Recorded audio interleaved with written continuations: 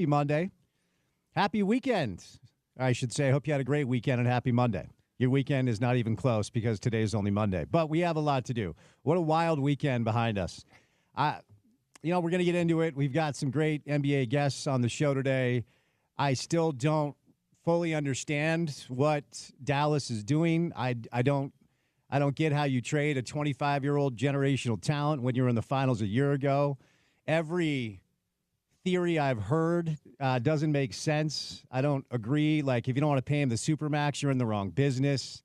Sometimes he's out of shape. Like, he's 25 years old, and at worst, he's probably the fourth best player in pro basketball. At best, he's probably the second best player in pro basketball to Nikola Jokic. And he's an L.A. Laker.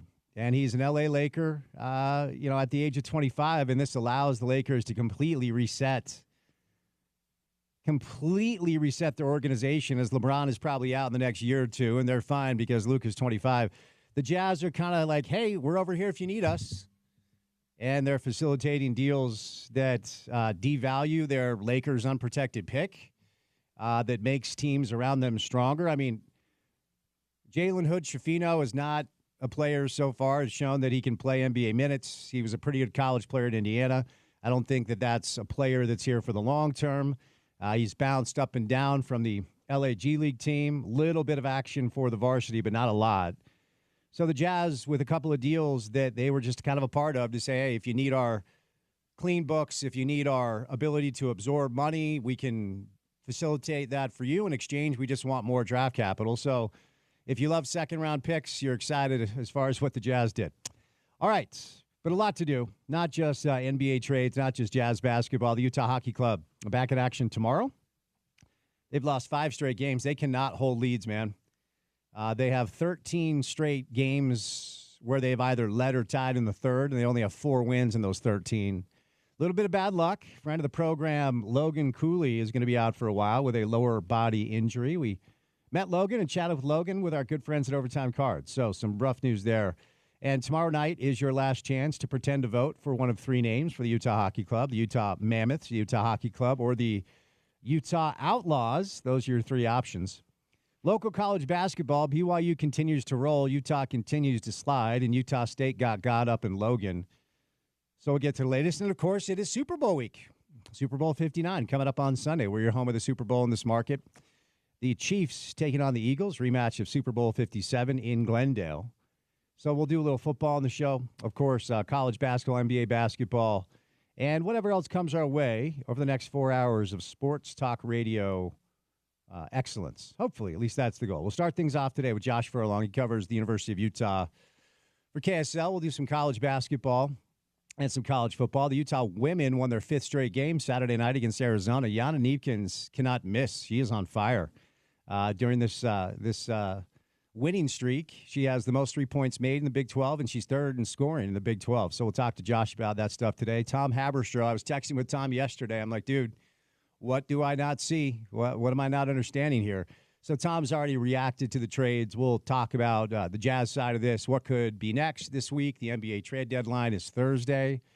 And then after Tom, Dave McMenamin, one of the best over at ESPN, who covers the Lakers, and he'll have great perspective for us today to help us understand what's going on. And then we'll do a little Utah Hockey Club with one of our favorites, Bill Frazier, from the Salt Lake Tribune. So busy Monday show. Hopefully you're enjoying the warm weather, maybe getting outside, walking the pup, or what have you. Josh Furlong, Tom Haberstroh, Dave McMenamin, Bill Frazier, me, Spence Checketts, all of you, the great listeners, and Porter Larson on a Monday afternoon. Saturday night, I'm out and about, kind of hanging out. Boom, phone just blows up. Bunch of texts, friends, family members, like, did you see this deal? And when they sent me the screenshot of Shams' tweet, I said, this isn't real. Yeah, that's... Shams himself troll had to clarify that he was not hacked. Bobby Marks had to verify that, yes, Shams was not hacked. Yep. Apparently, Rob Pelinka, when he got the phone call, thought Nico was lying to him about the availability and, laughed. I don't know. I don't know, man. I mean, I've heard a lot of theories. My intent is, we'll talk about this, always goes to ownership. When something like this is bizarre and basketball people don't get it, I always think like some idiot owner who thinks he's smart because he's rich, and I know a lot of dumb people, a lot of money, but some idiot owner who made his money in some sector thinks he can Vivek Ranadive game plan his way into NBA circles, and then something dumb happens. But I still, 72 hours later, I do not know how you trade Luka Doncic in his prime. It's crazy, man. When you just look at the player, he is one of the most intriguing and talented basketball prospects that we have seen in the modern era. And to move on from a player like that, and to move on from a player like that without opening up a trade war and without bringing in more than 2 draft picks, obviously we saw a few others moved in the direction of the Jazz, and of course, the Jalen Hood-Schifino inclusion as well. But man, you really do think that there is something else brewing, as you mentioned, whether it's in the ownership group or behind the scenes with Luka, more than just a little overweight coming into camp, maybe late for things here and there, right? It seems like there's got to be something else in the equation here, and if we're going to find it, Spence, Dave McMenamin, Tom Haberstroh, Tim McMahon, all these guys joining the show in the next 24 hours. I'll just say this. With how good he is and how young he is, if the narrative really is he's a pain in the ass, he better be a royal pain in the ass. To be willing to move on from potentially every exec in pro sports waits a generation for that type of player on your team. If you're going to move on from him, the antics have to be through the roof in a way that nobody fully knows. And we'll get into it, right? We'll dive deep into it with our guests, but that's the only thing that, and listen, I'm not Tim McMahon, Dave McMenamin. I'm not a huge insider there, but that's the only thing I've been able to gather from people who do have connections in the league, is that the stuff with Luka that we've been hearing about, the whispers about how he deals with management and his coaches and his peers, apparently, even though we've heard those whispers, they've been kept quiet by Dallas in a way that is talked about around the league, at least in some circles. So how real that is, our guests will have to answer. Yep, and we have some good guests for you guys today to try to figure out what's next. And the NBA trade deadline comes your way on Thursday. Are the Jazz done, or will they make more moves? Our first guest today, Josh Furlong from KSL, on a Monday. But before we get to Josh, courtesy of our good friends, and your good friends too, at Standard Restaurant Supply, your tailgate headquarters. You get everything you need to make your tailgate epic. Check them out at 3500 Southwest Temple and online at standardrestaurant.com. It's time now for your opening tip.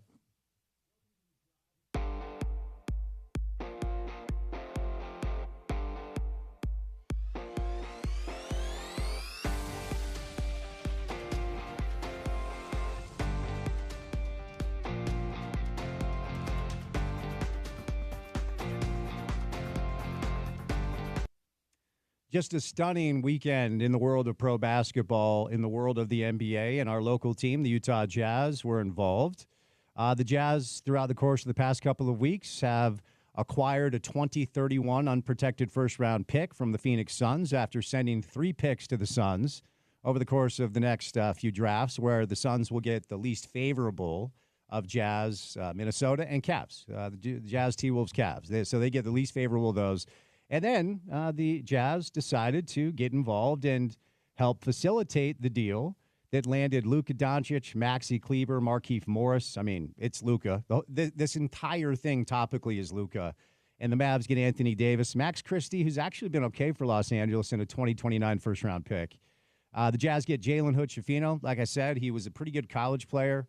The Lakers didn't even pick up the third-year option on his rookie contract, which is really rare for a first-round pick. Like, that happened to Fredette. The Kings didn't pick up Jimmer's third year because they really did their calculation. So I don't know that Jalen Hood-Schifino is an NBA player. He will be on the roster. And obviously the Jazz also moved on from Patty Mills. The Patty Mills era is over. The Drew Eubanks era is over. The Jazz traded Drew Eubanks on his birthday. And in exchange, they received P.J. Tucker, who is on the roster as of now, and he's owed $11 million on an expiring deal. The Jazz could certainly turn him around and move him, or they could just say, hey, you're not good anymore, and we need players that aren't very good to fill out our roster, so just come hang out, maybe take a few threes, enjoy the local cuisine.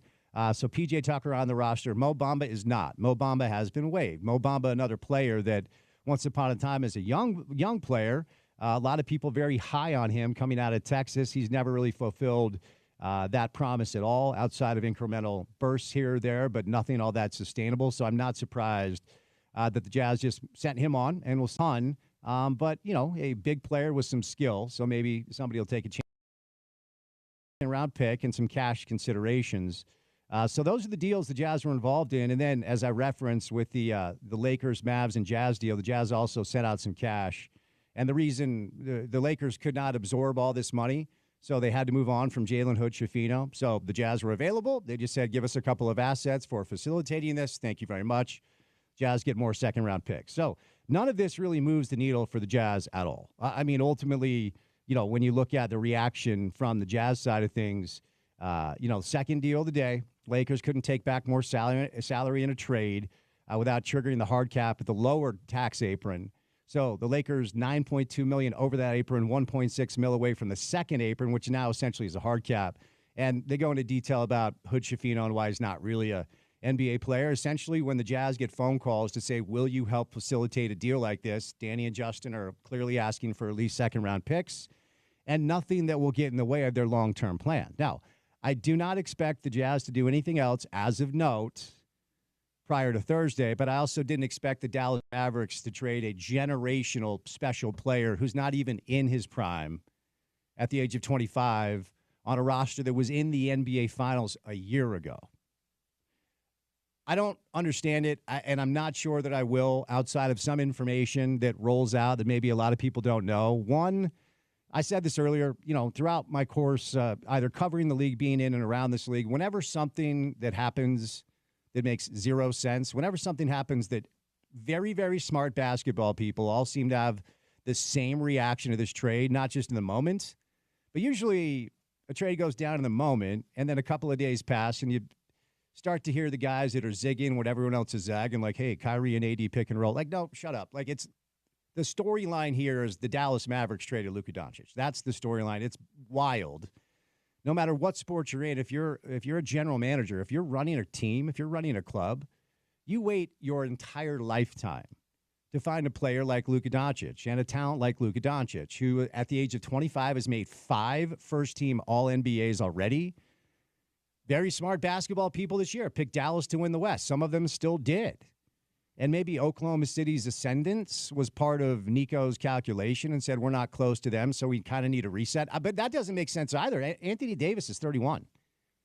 He's 6 years older than Luka Doncic. And Luka is so good at basketball that we're talking about Anthony Davis like he's Jerome James. It's wild. He's still really good.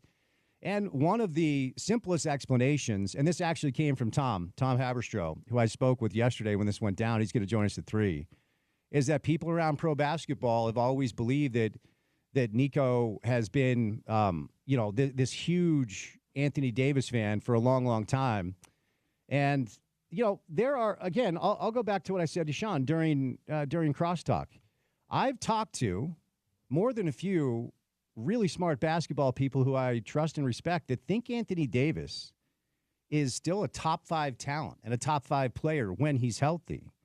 He played 72 games last year, I believe. So, he's been durable. And by the way, he's been awesome this year. The Mavericks did get a really, really good player in return, but they did not get for Luka what the Jazz got for Gobert. Hell, even what the Kings got for De'Aaron Fox, what the Jazz got for Mitchell. Mikal Bridges was traded for 5 first-round picks. You got 1 pick for Luka. And, I know a lot of people are going to do the Kyrie Irving side of this. We'll hear a lot about the Kyrie Irving side about this. How is he going to react? He's been pretty drama-free now for about 2 years, and he's played really, really good basketball because he seems to be honed in on basketball and maybe kind of leaving the other stuff where it needs to be for now. But what does it mean for him? Is he going to bellyache? Is he upset? Is he part of this? The Mavs ownership group is the one wild card here that I tend to believe maybe there's something there. So Mark Cuban, a lot of people probably still think Mark Cuban is the owner of the Mavericks. He's not. Mark Cuban sold his majority stake last year, and the sale gave control of the Mavs franchise to the family of Miriam Adelson, who runs the Las Vegas Sands Casino Company. So Cuban is still staying on as a minority owner, but he has no involvement with the team as far as day-to-day operations. He came out today and said he had no idea this was happening. And I certainly am not a Mavericks insider. I don't live in Dallas, but what people in Texas are starting to share as far as information goes, well, because everybody is trying to connect dots. Like, is it really that bad behind the scenes? Does he show up completely out of shape? Is he mean to his teammates? Is he bullying security guards? Is he treating ushers poorly? Like, if this comes down to a personality conflict, it better be horrific to move on from a player like that, because he's good enough to change any team instantly. He's like he and LeBron are both these super like basketball computers that make incredible decisions. You surround them with the right players, you're going to win championships. But according to what a lot of people down in the Dallas-Fort Worth area are surmising, that this new Adelson Dumont ownership group really does not care about the Mavs, has no interest in basketball. And this takeover, as people are kind of explaining it, is a means to an end, which is this new ownership group opening up the largest untapped gambling market in the country in the Dallas-Fort Worth area, a big casino resort, and, of course, the new Mavs arena, according to what people in Texas are saying, should be part of that. And they're trying to get this through Texas legislation, and they're not having any success. So is this a long-term play to devalue your franchise and therefore threaten to move it to Vegas, where they already have business interests, right? And okay, if you don't want us to move to Vegas, you have to give us this new stadium deal. It's what Ryan did. I'm going south. I'm taking my ball and I'm going to Provo. Oh wait, you're giving me $1 billion. Okay, I'll stay here. It's just the game. That's how it is. So the reason I'm bringing it up is I'm not a conspiracy theorist, whether it's sports or politics or religion, and I usually mock people that are because they're exhausting. But if you want to tell me today that this doesn't pass your conspiracy theorist eye test, nose test, I can't push back.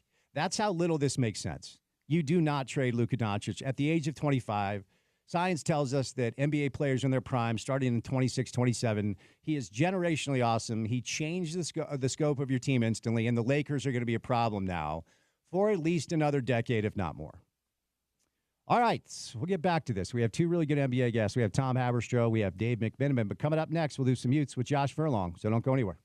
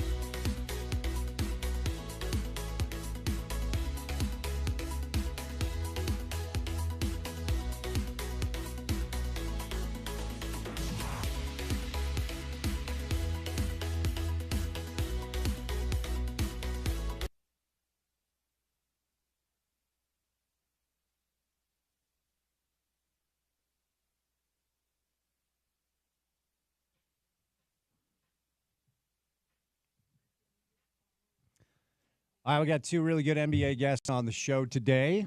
Going to bring in Tom Haberstroh, 3 o'clock hour, and then Dave McMiniman in the 4 o'clock hour, because, of course, that is the number one trending topic wherever you look, the chaos in pro basketball and what it could mean for this week, as the NBA trade deadline will come and go on Thursday. But we'll get back to basketball. Let's bring in our guy, Josh Furlong, covers the Utes over at KSL. Josh, happy Monday, man. What's going on?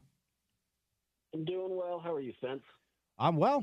Appreciate the time. So let's start with the ladies today. Yana Neepkins cannot miss. I believe she's third in the Big 12 in scoring, leads the Big 12 in three-point shooting percentages. They were able to get another win on Saturday night, and they're rolling right now. What do you make of what Utah women's basketball has been able to do over the past three weeks or so?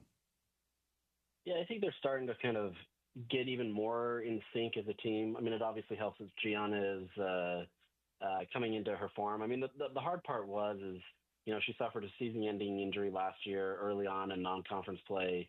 And so getting back into it has just still been kind of a grind. And so at the beginning of this year, was working into it, trying to get in there, trusting herself that she can make the same cuts, same reads, same things that she can do. And I think you're starting to see her believe in herself more, right? Starting to believe that her body can do the things that she used to do. And now she's clearly the best player on the court on most nights when she's going out there. The fact that she was able to break her own personal high scoring record in back-to-back performances kind of shows the level of talent they need. But this is a great aspect for Utah. If she's hitting and she's creating her own shots, that absolutely helps them down in the post, where you can get Maya Torre to kind of take over down there. You also have some other players that can work, whether that be Kennedy McQueen, who's now back on the court after being injured. It just really opens up the floor for everybody, especially as she goes, the rest of the team goes. Latest bracketology, and yes, it is February, so it's time to talk bracketology. Has the Utes in as the 7th seed in the Austin region. They'd be playing Richmond as the 10 seed. So before we move over to the men's side of things, how good do you think this team is? I mean, right now in Big 12 play, K-State, TCU, with only one loss. Utah's tied for 4th right now with West Virginia. So 16-5, 7th seed as of now. And, this conference on the women's side isn't as intense on the men's side of things. So maybe they can keep stacking wins. How good do you think they can be this year, Josh? Yeah, I mean, I think this is a team that still has those same aspirations that they had to go deep into March. Obviously, they could do really well and potentially win the Big 12. Those teams, TCU and Kansas State, are tough. But I think Utah can contend with them. I think they'd have to play more of a perfect game. But I think you're finding a team that's kind of slowly starting to piece it together. There's still some things where, they don't play fully well together. They kind of play down to their opponent at times, let a team sneak into it. I mean, there's some of these games where they should have absolutely blown teams away, and they sometimes let them sneak in. So, I think 7 is a great spot in March Madness. Obviously you're going up against tougher talent in the next round. But I think this is a team that, a lot of people are going to look at and say they took a step back because Alyssa Peely's gone.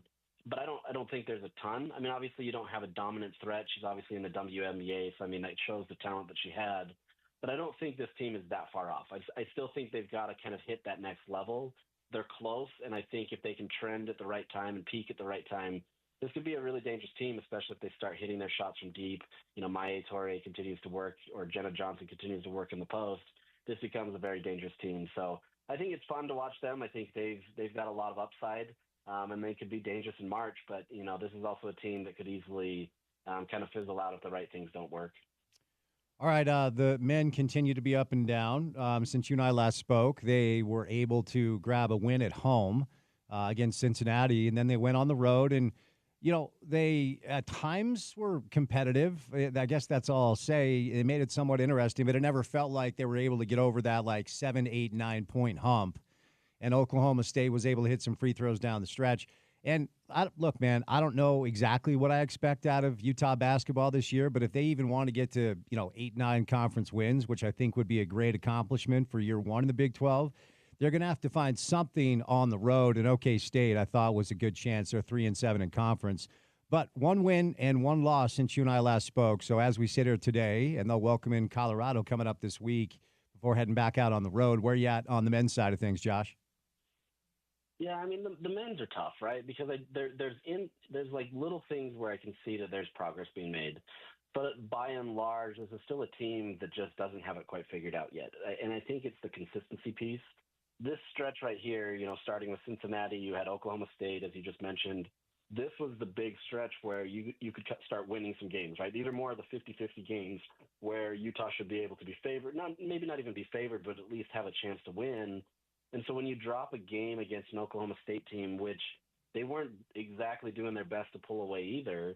I mean, they had moments, obviously, where they pulled away. It kind of shows that Utah's close, but they're just not willing to kind of take that next step. And they're really kind of hampered by these turnovers, and there's always something in each game. And I don't think that Utah necessarily has to play perfect basketball, but at the same time, they're having continual stretches where they're not scoring at for a long time. 6-7 minutes at a time. A couple of weeks ago it was 10 minutes. They're turning over the balls that's just allowing another team to be able to take this lead, and that's enough to be able to contend for the rest of the game where Utah can't kind of get over that hump. So, like this team, they have some star potential, but at the same time, I feel like they've also not lived up to some of the expectations as well, which is kind of odd considering they were picked as the 16th team in this conference. But I just don't know. This is an up and down team, and I don't know what you're going to get on a day-to-day basis. They have potential. There's star players on the team if they can kind of hit and work together. But there's something off, and I don't know what that is. It just feels like they haven't been able to get in sync. When they are in sync, I don't want to call them an unstoppable team by any means, but they're much more dialed in. They're a much harder team to beat. So I don't know. It's anyone's guess at this point. Obviously, they've got to win at home. They've got to win on the road. But I think this is going to be another one of those seasons where, they're going to be closer to 16 than we probably expected them to be.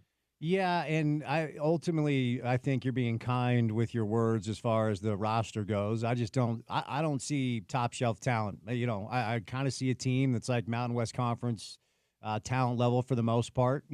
Gabe is a really, really good player. He's a big body kid who can shoot it, probably make some money in Europe. But ultimately, it feels like there's a lot of lineup tinkering. Now, Lawson was in foul trouble, so that's why we saw Zach Keller play 15 minutes, but we hadn't really seen him. Some nights Mason Madsen doesn't even play, and then sometimes he gets big minutes. I know should Keanu Dawes get in the starting lineup because of his physicality? At least athletically, Dawes seems to match up, but a lot of these other players have a difficult time point of attack defense. They have a difficult time getting separation as primary ball handlers. They just can't make plays. And if it's not Gabe off a curl and then, he creates gravity with the attention, then he makes a play and at times Ezra in isolation situations has been very effective, but there's not the talent, I think, Josh, for them to compete, specifically on the offensive side of the ball. They move it well. They get a lot of assists, one of the best assist teams in the country. But in basketball, whether it's college or pro, when there's 5 seconds on the shot clock, you've got to have a guy you can throw it to and say, go make a play. And I just don't think they have that guy. Yeah, no, I completely agree. And I think, for a while, Gabe Madsen was kind of that guy, right? He's the closest you've got to a guy that can create his own shot. The problem is he's just been in this long-term shooting slump.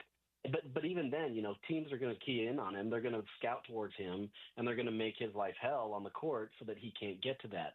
Utah has to find other players to do that. But to your point, they just don't have that guy, right? They don't have a guy that you can turn to that is able to kind of have the ball in their hands and say, you know what, I trust him, right? This isn't the era of Kyle Kuzma or DeLon Wright or Jakob Poeltl. You can even say Brandon Carlson of last year, where you could turn to them. Brandon's a little bit different, but at the same time, they need star power, right? And they've got guys that have some potential. They've got guys that have shown flashes that they can be great talent in the collegiate level. But buying, and I'm saying buying in terms of NIL money, they don't have that potential. They don't have a guy that they can go out there and necessarily get that's going to be your star power. And you thought Mike Sharp-Johnson was going to be that. You thought Miro Little could be that. But you just don't have a guy that creates his own shot and takes it to that next level. The reason why Utah women's basketball is doing so well is because they have Gianna Neatkins and some other assets that are able to create their own shots and do it for them. The men don't have that right now, and it's really holding them back. And this isn't even a Craig thing. I think this was starting to be those latter years of Larry Koskowiak, where he didn't have that same guy either. He had flashes, but this is a constant theme that Utah's had for the last 7-ish years, where they haven't had a guy that they can turn to and always rely on to be able to kind of separate from the rest. All these other teams, whether it be in the Pac-12 or the Big 12, they've at least got one or two guys that they can turn to and take over a game. And right now it's just a team of guys that potentially could break away. Ezra can have his day. Keanu can have his day. Gabe can have his day. It's just not been a lot of consistency together. Yeah, and last year my calculation on them really changed once Davon, came on board, was able to get eligible, and then was cleared to play, and then just started answering that question. So to start the year last season, I kind of had the same opinion on Utah basketball that I have this year, and I kept saying, "Who's that guy? Who's the ball in hand initiator?" That when everything breaks down, and look, preferably you have multiple, not just one, because then you put a lot of pressure on one player. But Davon Smith last year was that guy for Craig.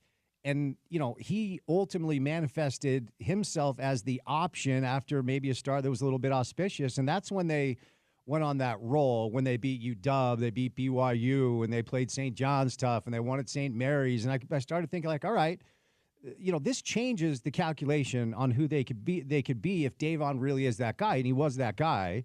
They had the answer on the roster a year ago. I'm looking down the roster. I'm tapping in. I've watched every single game I possibly could. I don't see any way around it. And if they're going to find success in conference play, I don't think Craig can rely on individual offensive firepower. It has to be by committee, which is why their assist numbers are good. But honestly, even if you take that approach, you still need multiple players that can knock down shots. And outside of Gabe and I think Hunter off the bench, they're just, the deal, Josh. When you're watching a game and if a shooter is open who is good, you're like, all right, that's money, right? Like if Gabe is open and he misses a shot, it feels like Lawson missing a layup.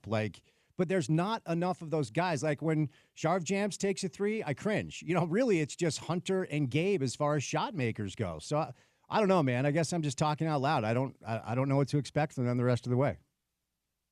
It's funny that you kind of say it that way because that's kind of how I feel about this team, right? Like I can see, we'll go with the political term, concepts of a plan, right? But I don't know that there's really been a great aspect of how Utah can kind of take it to that next level. Even with Davon, okay, Davon was great, and obviously he created his own shots and he became this, otherworldly star for Utah.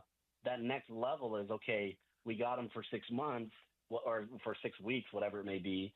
Now you have to hold on to him for the next year. And Utah just hasn't been able to do that for whatever reason, right? Obviously NIL, maybe they don't mesh with the coaching staff, whatever it may be. That's the hard part is it's one thing to be able to have a star player that goes off 1 year, but to build that, you have to be able to kind of have that come back each year, right? You can't expect to just always be in the transfer portal and turn over your roster and expect all these guys to hit. Most of the time they're not going to hit. And you're seeing guys that are probably role players that if they had 1 or 2 stars, their games are going to be magnified because now they don't have to be this big player, right? Like for me, somebody like Hunter Erickson, I actually think is a much better player than people give him credit, but he's put in a role that he's is too far above what he can do. If you had a second player and you put him on there, yeah, you spot him up, shoot 3-pointers, you put him in there for his defense.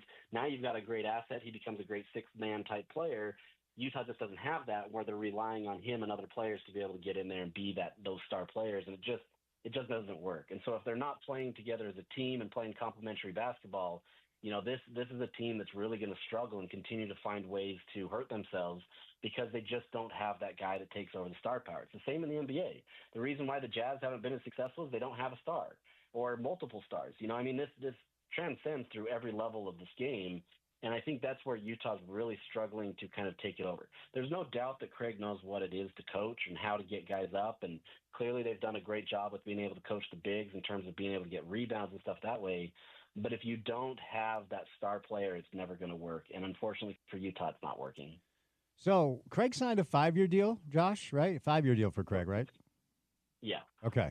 So this is year 4. And based off of your reporting that the athletic department reported a $17 million deficit, and it's not as easy as saying that. And, obviously there are levels. And I do want to get your thoughts and kind of unpack what you wrote for our listeners. But my guess is nobody up there wants to, pay for a coach who's not coaching, having to pay 2 coaches at once. So I think he's going to, this is not inside information. I'm not reporting it, but based off of your reporting of the deficit and my best guess, I think they let Craig coach out through the end of next year and then probably analyze then. What are your thoughts? Yeah, I think this is a tough situation for them. I mean, I think they're fine this year in terms of what the revenue was, right? And they had some things that were kind of out of their control to some extent, whether that be the Comcast overpayments or not getting the distribution from the Pac-12 that they were expecting. Those are one-time things. Those aren't necessarily reoccurring things. But at the same time, to your point, it's tough to be able to then go pay for a new coach and then expect you to have different results, right? Like, I think this is the tough thing where even if you were to let Craig go, right, and you can decide amongst yourself whether that's a good or bad choice, who are you going to bring in and how are you going to suddenly get all this support? Now, that's not to say donors can't come through the door and they can't suddenly start throwing down cash for the new coach. But outside of that kind of change, I don't know that this helps. And at the end of the day, this is the biggest hire that Mark Harlan has made. There's other hires, don't get me wrong. Like, he's made other hires, but this is the guy that he went out there and got from Utah State. And so for him, he either has to decide as well, is this the guy that I want to keep or is this the guy that I want to move on from? And so that's a reflection of him as an athletic director, and that's going to have some ramifications on that. But to me, you've got to be able to have this institutional support. Whether you have the money or not, I think you can get there if you have donors that can buy in and say, look, we're not going to continue to fund your program until you get rid of Craig. I'm not saying that that's the case, but that's the situation sometimes, right? In this case, I don't know that there's really any donors that are there, answering that door saying like, hey, we're going to go if you let go of Craig. It's more just like a general apathy towards this program. And there's not, from my understanding and what I've seen, there hasn't been this big emphasis from the athletic department to go out there and say, hey, we're trying to attract these men's basketball donors. Instead, it's been about football. And I'm not saying that's a bad decision, but I haven't gotten the sense that basketball has really gotten that much attention. And even though that men's basketball is your second highest, revenue sport and the only other revenue sport from football, there really hasn't been this emphasis to really turn the tide for Utah. So yes, you could fire Craig this year. I don't know that it really matters from an athletic standpoint in terms of their finances. But at the same time, it's nothing going to change unless you can actually get some support. And I just don't see that happening right now, and something changes.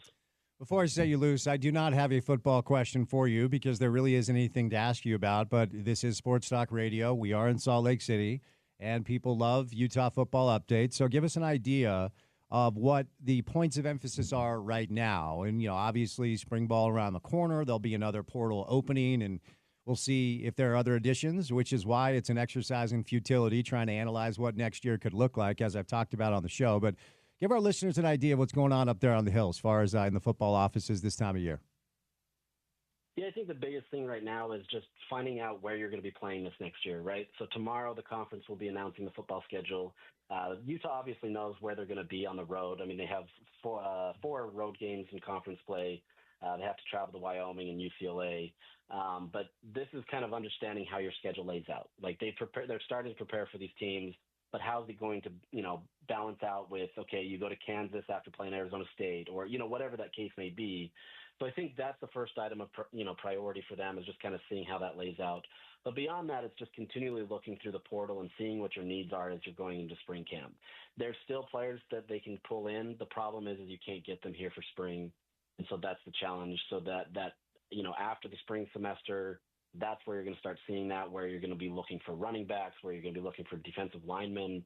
I think those are two of your primary positions that you're going to be able to see. So there's nothing necessarily immediate. There is signing day this week. Utah shouldn't, from what I've understood, have anything happening on signing day, which is crazy to think that, in February there's no longer any action. But it's kind of quiet. It's kind of the calm before the storm before spring. But there's definitely still a lot going on up there. They're still trying to figure out kind of how they want to lay that out. But I think the schedule and then getting spring ball is definitely going to be top of mind right now. Josh, you are the man. Appreciate the time today. Have a great week, and we'll chat soon, okay? Sounds great. Appreciate it, man.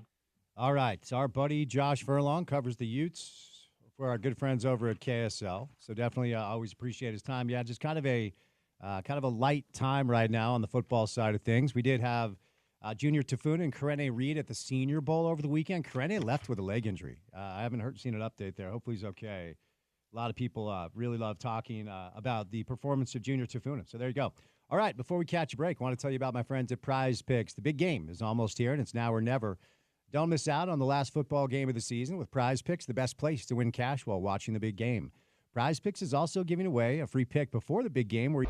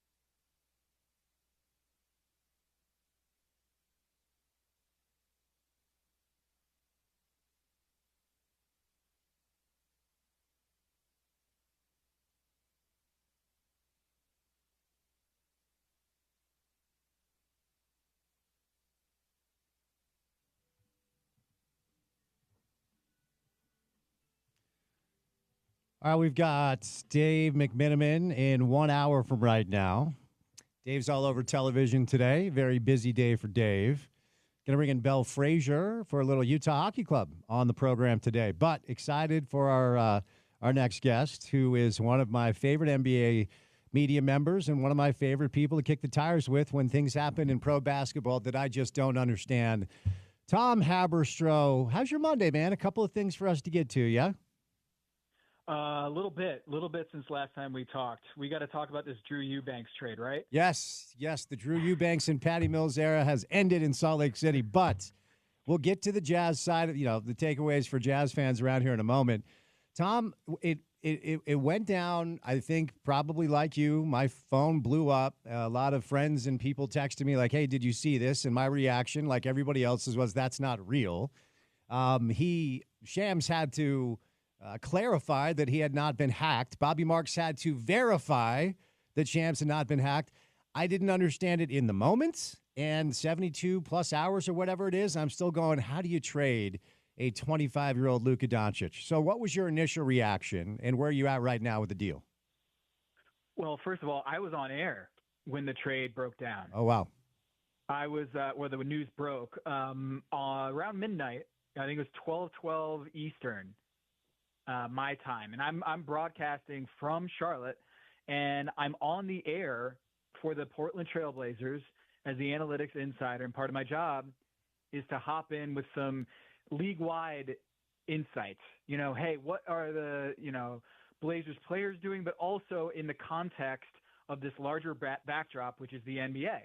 And so, hey, how's Scoot Henderson over the last month? Well, he's shooting 52% on pull-up threes this month, and that's number one in the NBA. Here are some guys that he's comparable to at this point in their careers. Great. Other times it's Kevin Calabro, who, for my money, is the best play-by-play guy, and I'm biased, of course, but he's so good at his job and has been for decades. And Lamar Hurd, who is the color analyst for the Blazers broadcast.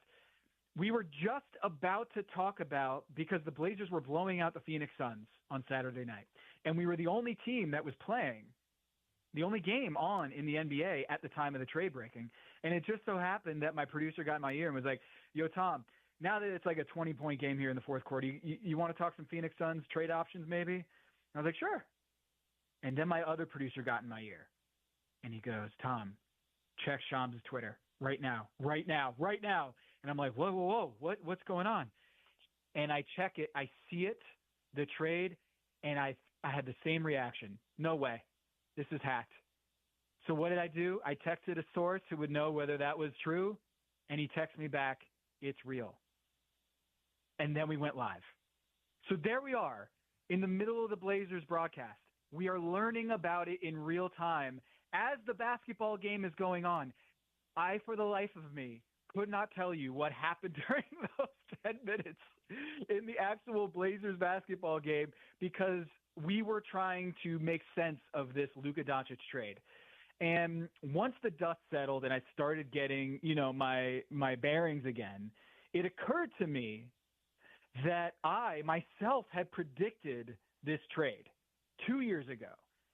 On Basketball Illuminati that we do every week, every Wednesday it comes out. Basketball Illuminati, Basketball Illuminati, Basketball Illuminati. I say it 3 times to keep your third eye open. We went through this whole exercise, the prophecy of the All-Star draft, the NBA All-Star draft, the prophecy of these captains, Giannis, LeBron, KD, drafting their teams. It foretells the big blockbusters in the NBA. Before LeBron James got Anthony Davis, he was selecting Anthony Davis in the All-Star draft before others would. Before he got Russell Westbrook, the trade to Los Angeles, LeBron was getting Russell Westbrook every time. And people are like, what is the deal with LeBron and Russell Westbrook? Well, we should have seen that coming. Kevin Durant was getting Devin Booker way before anybody else was getting Devin Booker, before he forced his trade to go play with Devin Booker. Giannis Antetokounmpo last year, if you remember, a year and a half ago, he selected Damian Lillard as the number 1 reserve, and people were like, what is up with that? And then, of course, Damian Lillard gets traded to the Milwaukee Bucks. This keeps happening, And I remember we did a Basketball Illuminati episode where it was like, if you follow the breadcrumbs, you'll notice that LeBron for 3 years in a row has gotten Luka every single time. Every single time, LeBron makes sure he gets Luka.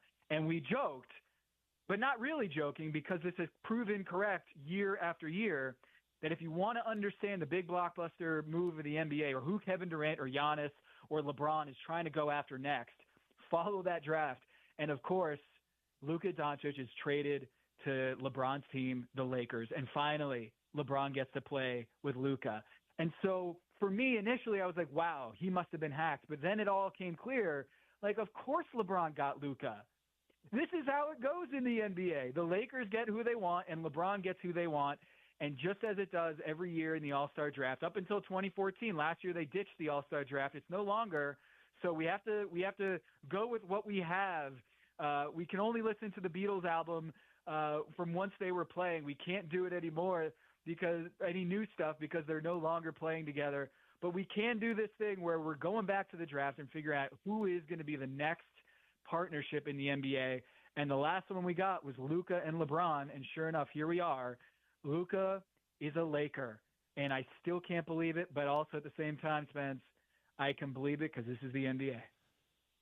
Tom, a lot of excellent stuff in there. But unless and maybe at this point nothing's real. I don't understand any of this, okay? And I've been doing this a long time. Unless LeBron is controlling the world with an Xbox controller, and this is just a simulation, this still is a transaction, as I understand it, involving two teams. What in the hell is Dallas doing? Where is the justification? Now, look, I like Anthony Davis. I've always liked Anthony Davis, and very smart basketball people have believed Anthony Davis is like a top 5 guy when he's right. And he played 70-plus games a year ago, and he's been awesome this year. But Luka is so good, we're talking about Anthony Davis like he's Jerome James with the Knicks. Like, that's just how good Luka is at 25. He has 5 first-team All-NBAs at 25. He was 3rd in MVP voting a year ago, and they were in the finals a year ago. You pray as a front office executive that at some point in your tenure running a team, you have a player like him. Tom, what the hell is Dallas doing? You got to help me understand this, because I honestly don't. Not 2 days later.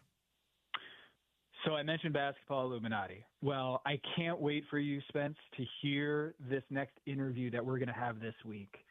We had this Dallas lawyer come onto the show, because he's going viral right now, for laying out the non-basketball case for the Dallas Mavericks trading Luka to the Lakers.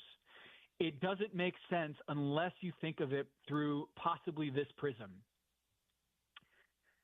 The Dallas Mavericks are run by the Adelson family, the casino, just billionaire family that bought the team from Mark Cuban and isn't getting their casino bill passed through the Austin, Texas legislature. The Texas legislature is not letting this casino family or anybody set up shop with a sports book or a casino in Dallas.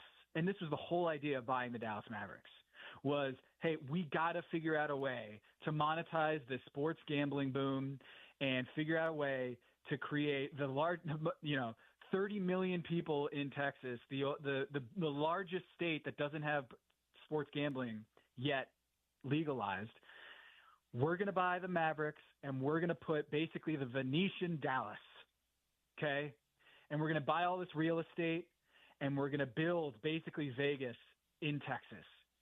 And the legislature is not letting it happen. They're shutting it down. They're not getting the votes. And as Biz Journal reported, it's very bleak that Dallas will get their casino or get their sports book with the Mavericks' new arena in this big project. And he laid this out, this Dallas lawyer that is now going viral. Millions of people have seen it, retweeted it. And we reached out to him this morning and said, would you like to come on the show and explain your theory? And it is a theory, but it makes more sense to me, Spence, than any basketball reason why you make this trade. He laid it out like so. The Adelson family traded Luka not because of AD, but because they potentially want to threaten a move to Vegas. That's the theory, is that what better way to force the hand of the Texas legislature than to break down the Dallas Mavericks once proud franchise to the studs and have the fans revolt against you and essentially pull what the Oakland A's did and essentially threaten, hey, if you don't like what's happening here, we're going to move to Vegas and we're going to set up shop there where we used to have, the Venetian and the Sands Casino.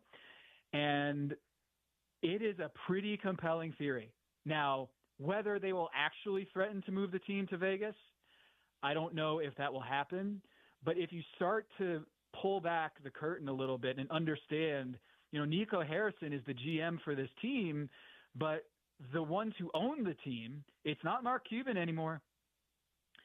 And it's a casino family from Vegas that has casinos all over the world, in Macau, in China, and wanting to put one in Dallas. And if they don't get what they want, it could get ugly. And that's really disheartening for Dallas Mavericks fans, already disheartening.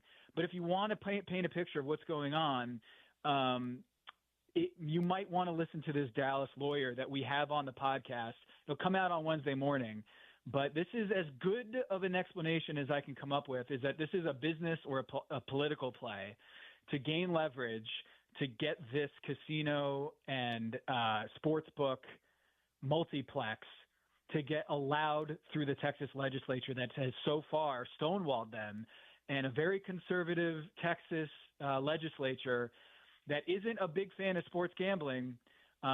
They might be essentially looking at a Dallas Mavericks team that in 2 years, when they come back for a session, are looking at a very, very different Dallas Mavericks team than the one that went to the finals with Luka Doncic. It is a tough basketball related trade. It's really tough to justify from a basketball perspective.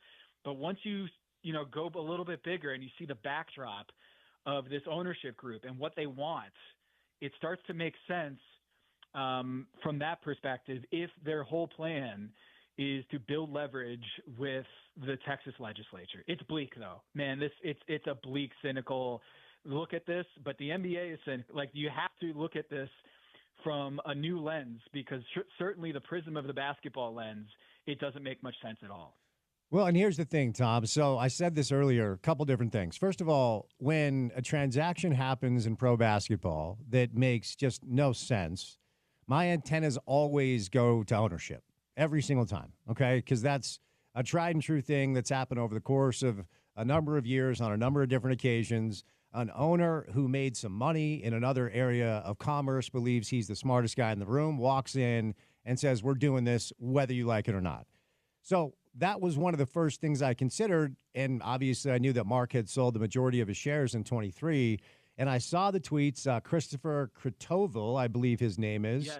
Is this attorney from Dallas? And I saw the tweets, and I understand the premise of the argument. And maybe this is just devil's advocate, but wouldn't having Luka on your team give you more leverage?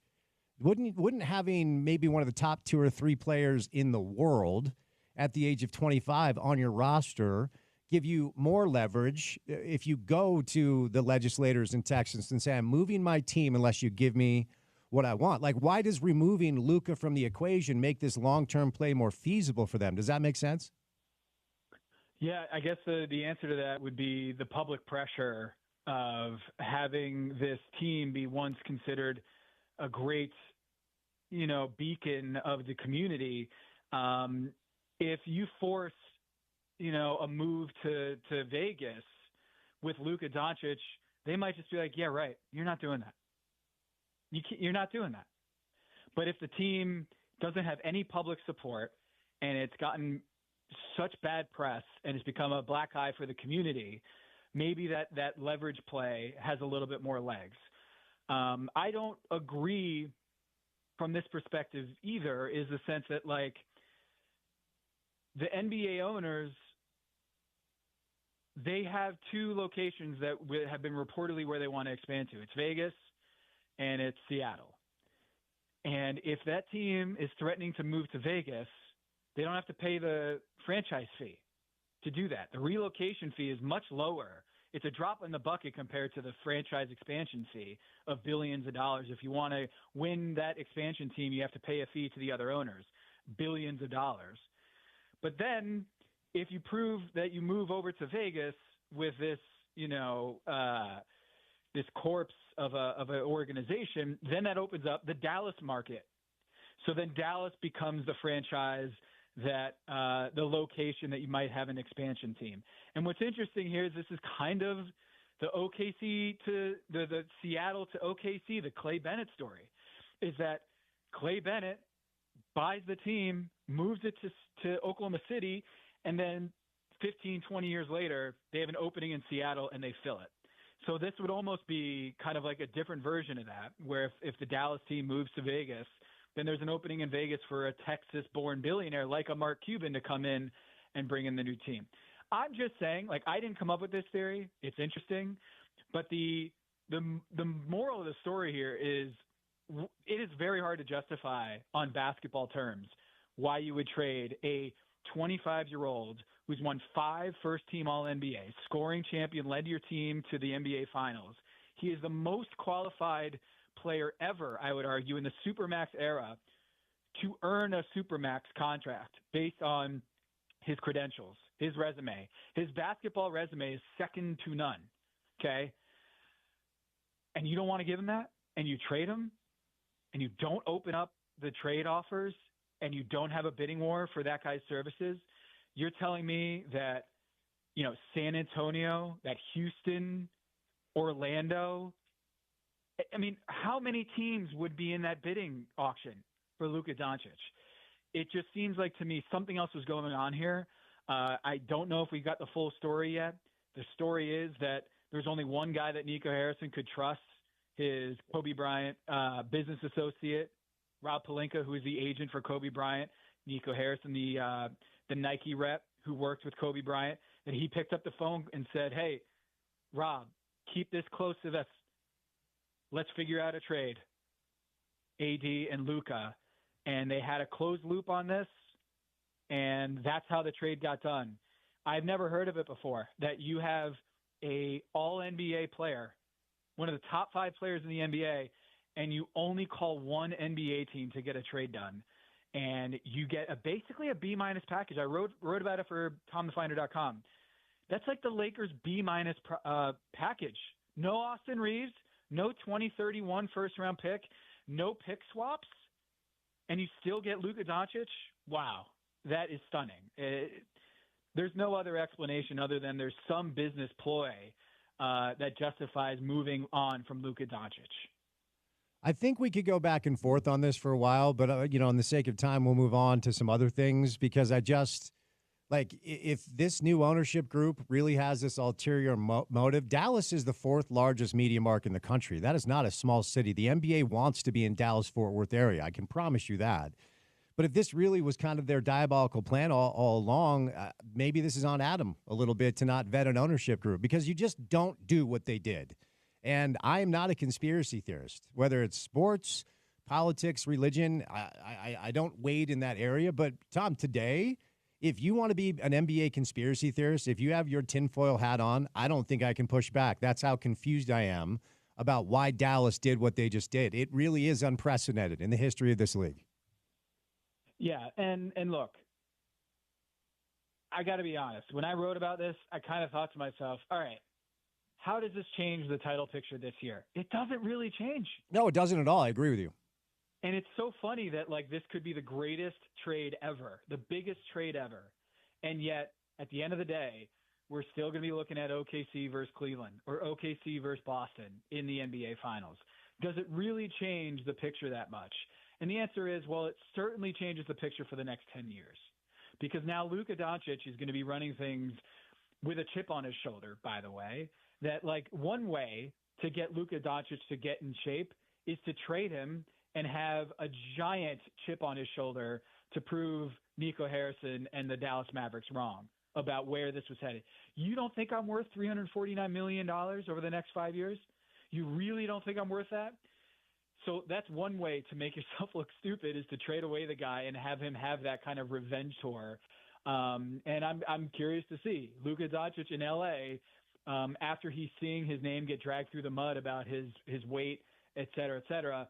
Look, man, Nikola Jokic isn't cut either, and he won an NBA championship. Luka Doncic is not cut, and he went to the NBA Finals at 25 years old. Like, the idea that he's kind of chubby and therefore we don't believe in his long-term future, I don't know, man. Sometimes you miss the forest through the trees, and it seems like we lost the plot there on that one, too. Tom, there can't be anything there. Like, if he's freelining crack before practice, then let's talk about something. But he's 25. He changes the scope of this league. He's one of 2 or 3 players that as soon as he changes teams, it changes the entire league. And, like, let's kind of flush out some of this stuff, to move away from the ownership side of things, which is very interesting. And I'm definitely going to listen to that interview that you did. But, you reference one of the talking points, like he shows up to camp out of shape. I don't give a rip. It doesn't matter. Like, that's you don't trade him because he shows up out of shape. There are conversations about maybe this has been really bad for a long time behind the scenes. Luka did, by all accounts, run Rick Carlisle out of Dallas, and Rick's a good coach, and my experience, a pretty good dude. Do you think there's any meat on the whole, like Luka is just a pain in the ass bone? I still, like I said, that pain in the ass meter better be through the roof for you to trade him. But could it be that bad behind the scenes that they just wanted to get rid of this dude? I don't think so. Other guys have been pains. I mean, we've heard stories about LeBron James and, as everyone called it, his entourage in Cleveland, and that was a mistake to not build around him. I mean, you look at Giannis Antetokounmpo. Before he won a title, people were saying, "Oh, he's not about the right things. He's not a guy that you can build. He's got no He's got no handle." Like, all these things that we ascribe to guys before they win the big one is just post hoc rationalization. It's just like this idea that you move on from Luka Doncic because he's not totally in shape. Like, these guys are underpaid at the Supermax. LeBron James in an open market system, Nikola Jokic, Luka Doncic in an open market system, they're getting paid $100 million plus if there was no salary cap or max on contracts. And the idea that like $60-70 million a year is too much for these casino guys that are worth $40 billion, to me, it's insane. These guys, there's a select few of players. Victor Wembanyama is getting paid $14 million over the next 3 years, Max Strus money. And we are looking at Luka Doncic, who is a championship contender as soon as he suits up for your team. At 25 years old, you've been basically profiting off of this kid for the last 6 years, and now you're worried about $70-60 million a year. There's not a reason that I can point to whether he's so good at basketball. It renders all that. It's moot. It's moot. So I don't see why the Dallas Mavericks did this deal, other than Nico Harrison has a real soft spot for Anthony Davis. And maybe that's it. It's simply that. He used to work with Anthony Davis. He has a trust level with Anthony Davis. And to me, that's why you don't hire a guy from Nike, is because he might have some blinders here, that because you worked with a guy at one point at Nike, that doesn't mean that you trade Luka Doncic, arguably the best 25-year-old ever through the NBA. You look at, there's a list of 3 players who have been first-team All-NBA 5 times at the age of 25. There's 3 players. It's Kevin Durant and it's Tim Duncan. Those are top 10, top 12 players all time, and you just traded him for a 31-year-old Anthony Davis. To me, it's inexcusable. Okay, so you referenced where I wanted to go next, and you did a good job of unpacking it because I heard this from a bunch of different people, like you just outlined. Nico loves AD. So, is there, and I can't believe I'm going to ask you the question, but we've got to say in the space, is there anything about this that does make basketball sense? Is there anything about this from Dallas's side where in a couple years we might look back and we might be able to say, oh, okay, I get it. I don't see an answer to that. That's why I pump fake to ask you the question. But if we move off the ownership stuff, if we move off the conspiracy theory, LeBron gets what he wants again, is there anything about this transaction that could make sense for Dallas basketball-wise? Anthony Davis is going to be 32, and he's on the downside of his career. He's going in the wrong direction, but you can argue that he's more balanced as a player than Luka Doncic, where most of his value is on offense. You might argue that Luka Doncic and Kyrie Irving are duplicative talents, and you might look at that and say it's redundant to have Luka and Kyrie on the same team. Maybe you trade him, Luka, for, as Nico Harrison pointed out, an all-defense player. But then, man, Klay Thompson is bummed out, I'd imagine. That guy's life was so much easier playing next to Luka Doncic, who was double-teamed every single night. Every time he got the ball, you just put 2-3 bodies on him just so that he didn't completely checkmate your defense. And Klay Thompson is going to have a guy on him all the time now, and he's going to have to deal with a lot more attention now because that everything revolved around Luka in a good way. The gravity that he pulled was unlike anything we've seen in the NBA. As soon as he steps across half court, you have to double him. And that means that everyone else, 4 against 3. So Klay Thompson has more open shots. You can throw lobs to Daniel Gafford and Derek Lively. Everybody has an easier life with Luka Doncic out there because he's an incredible passer, an incredible step-back shooter, an incredible foul drawer, incredible handle. And to me, the only argument you can point to that maybe there's a basketball theory of why you make this trade is simply a matter of more balance. But sometimes, if you have a car, if you have a Lamborghini, like a race car, and then you want it to have a better lift because you want to go off-roading with it, you kind of miss the point, Like, you ride that Lamborghini as fast as you can. Don't worry about how it performs off-road on a trail in the woods. You ride that Lamborghini. Don't try to transform it. And so for me, like, Anthony Davis might be a better defender than than Luka Doncic, but at the end of the day, I think it's a backwards move. It's a lateral move for both teams in the near term, but a big backwards move for the Mavericks long term. All right, before I set you loose, we are in Salt Lake City, and the Jazz have been a conduit for a couple of teams to get deals done. The deal they made with the Clippers allowed the Clippers to get back under the luxury tax and get some salary off their books with P.J. Tucker. Mo Bamba coming here. Mo Bamba has been waived to make room for Jalen Hood-Schifino. We'll get there in a moment. P.J. Tucker is on the roster for now, $11 million on his contract. Drew Eubanks and Patty Mills go to the Clippers.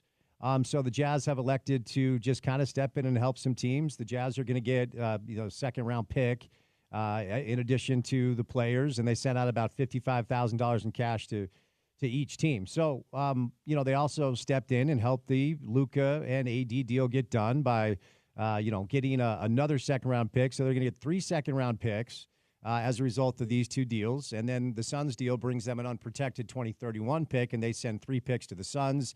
None of these players really matter. P.J. Tucker obviously does not. He might be bought out. And then Jalen Hood-Schifino, who is a good college player, didn't even have his third year picked up, so I'm not sure that he's an NBA guy. The Jazz did help the Lakers out in a way, and that 27 top 4 unprotected Lakers pick now doesn't look as awesome as it could have. But maybe that's me stretching to make a Jazz topic. But what do you make of the Jazz just kind of stepping in and being the team that helps out? And do you think the good karma will land them the number 1 pick? I like that. The good karma of facilitating this trade from Luka to the Lakers will get them Cooper Flag. Yep. I think what you can read this the last few transactions with the Utah Jazz is they are the guy that is breaking the 20. Hey, can you break 20? Yeah, I'll give you this 20, but you know what, Danny Ainge? Danny Ainge is going to give you a $5 bill, a $5 bill, and then 3 singles. Is like, hey, if you want to break up your unprotected first-round pick and try to get some seconds like they did recently with the Phoenix Suns, that makes a lot of sense to me, is that there are going to be teams that are trying to get rid of one unprotected pick to break it into several firsts or a bunch of seconds. And maybe you can start parlaying those seconds into a first-round pick, and that's the idea.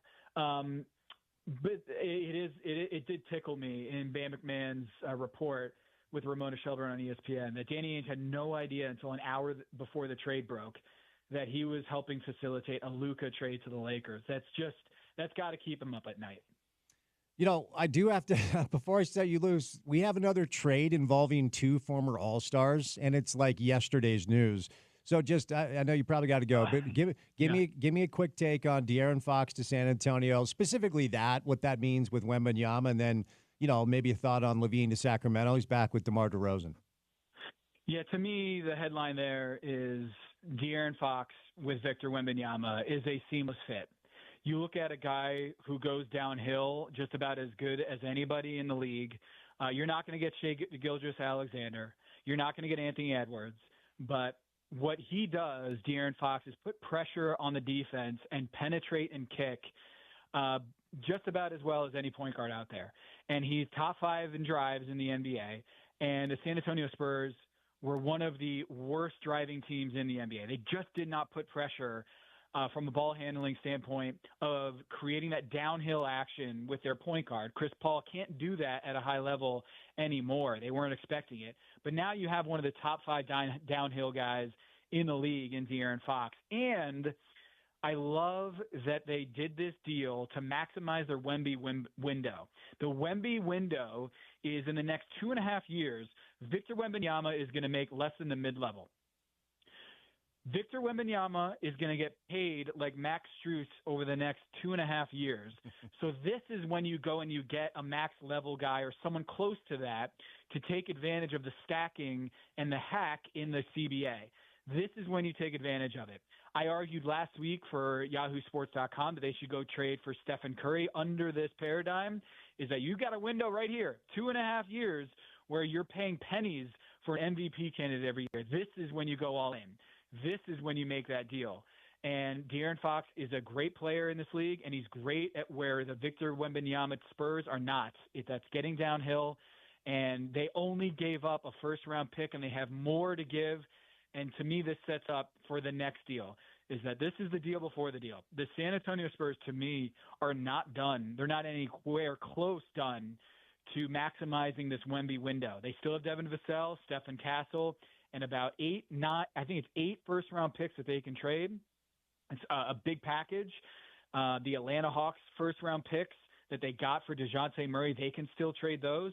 And watch out, because that Devin Vassell contract and 4 first-round picks, they could still trade that contract, Devin Vassell, and get a superstar next to Victor Wembanyama and De'Aaron Fox over the next couple of years. Keep an eye out for that.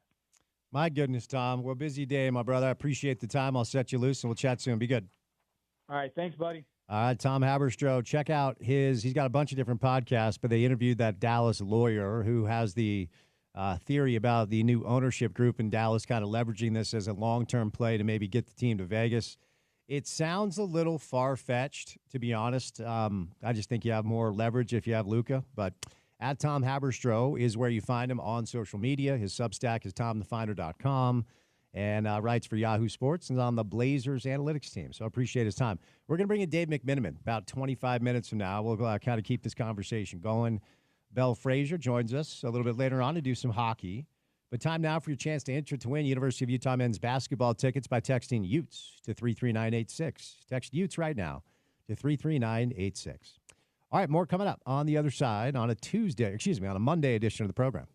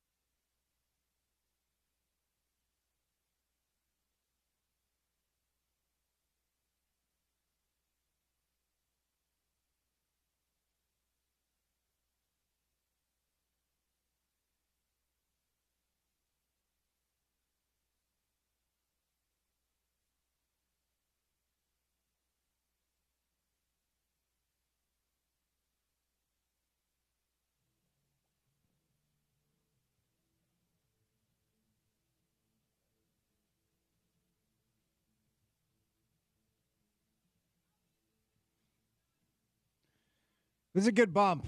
This is a good bump today. I'm not going to lie, because I feel like it's Will Ferrell and Zoolander when he's like, I feel like I'm taking crazy pills. Yes, correct. So I just got a text. Mugatu. Yes, Mugatu. Good pull. I just got a text from someone in NBA circles, right, who would know the deal. Okay, so when the trade went down, and the trade, it's wild that we have a trade that's featured two former All-Stars that's not even moving the needle, as De'Aaron Fox is in San Antonio and Zach LaVine's in Sacramento.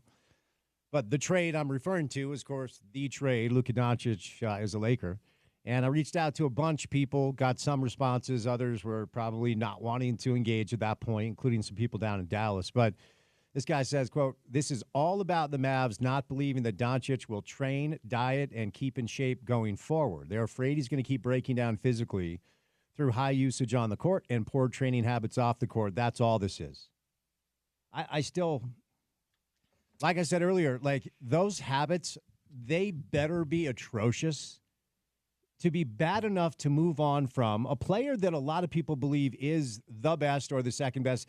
To me, Jokic is one, and Luka might be two when he's right. And SGA has been awesome this year. Giannis, we could go back and forth. But let's say a consensus top four guy. We'll say that right, to be safe. In my opinion, maybe even higher. NBA science tells us your prime starts at 26, 27. He is 25. He has 5 All-NBA first-team selections. They were in the finals with him a year ago. I think opening the season, they were the Vegas favorite to go back to the finals out of the West. That's OKC now. Those off-court, if this is really the deal, if they did their calculation, we're like, we don't believe this dude's going to take care of himself. We don't believe we can rely on him to be healthy moving forward because of his usage and his body breaking down. The off-court stuff must be a lot worse than any of us understand. Like they must not think he can get to the end of that contract is basically what they're saying. At least not. You mean the one that they would have to sign it because he has one more? Supermax. Yeah, okay, gotcha. The Supermax that would be probably if Luka goes about this how stars generally do, maybe an extension, Supermax.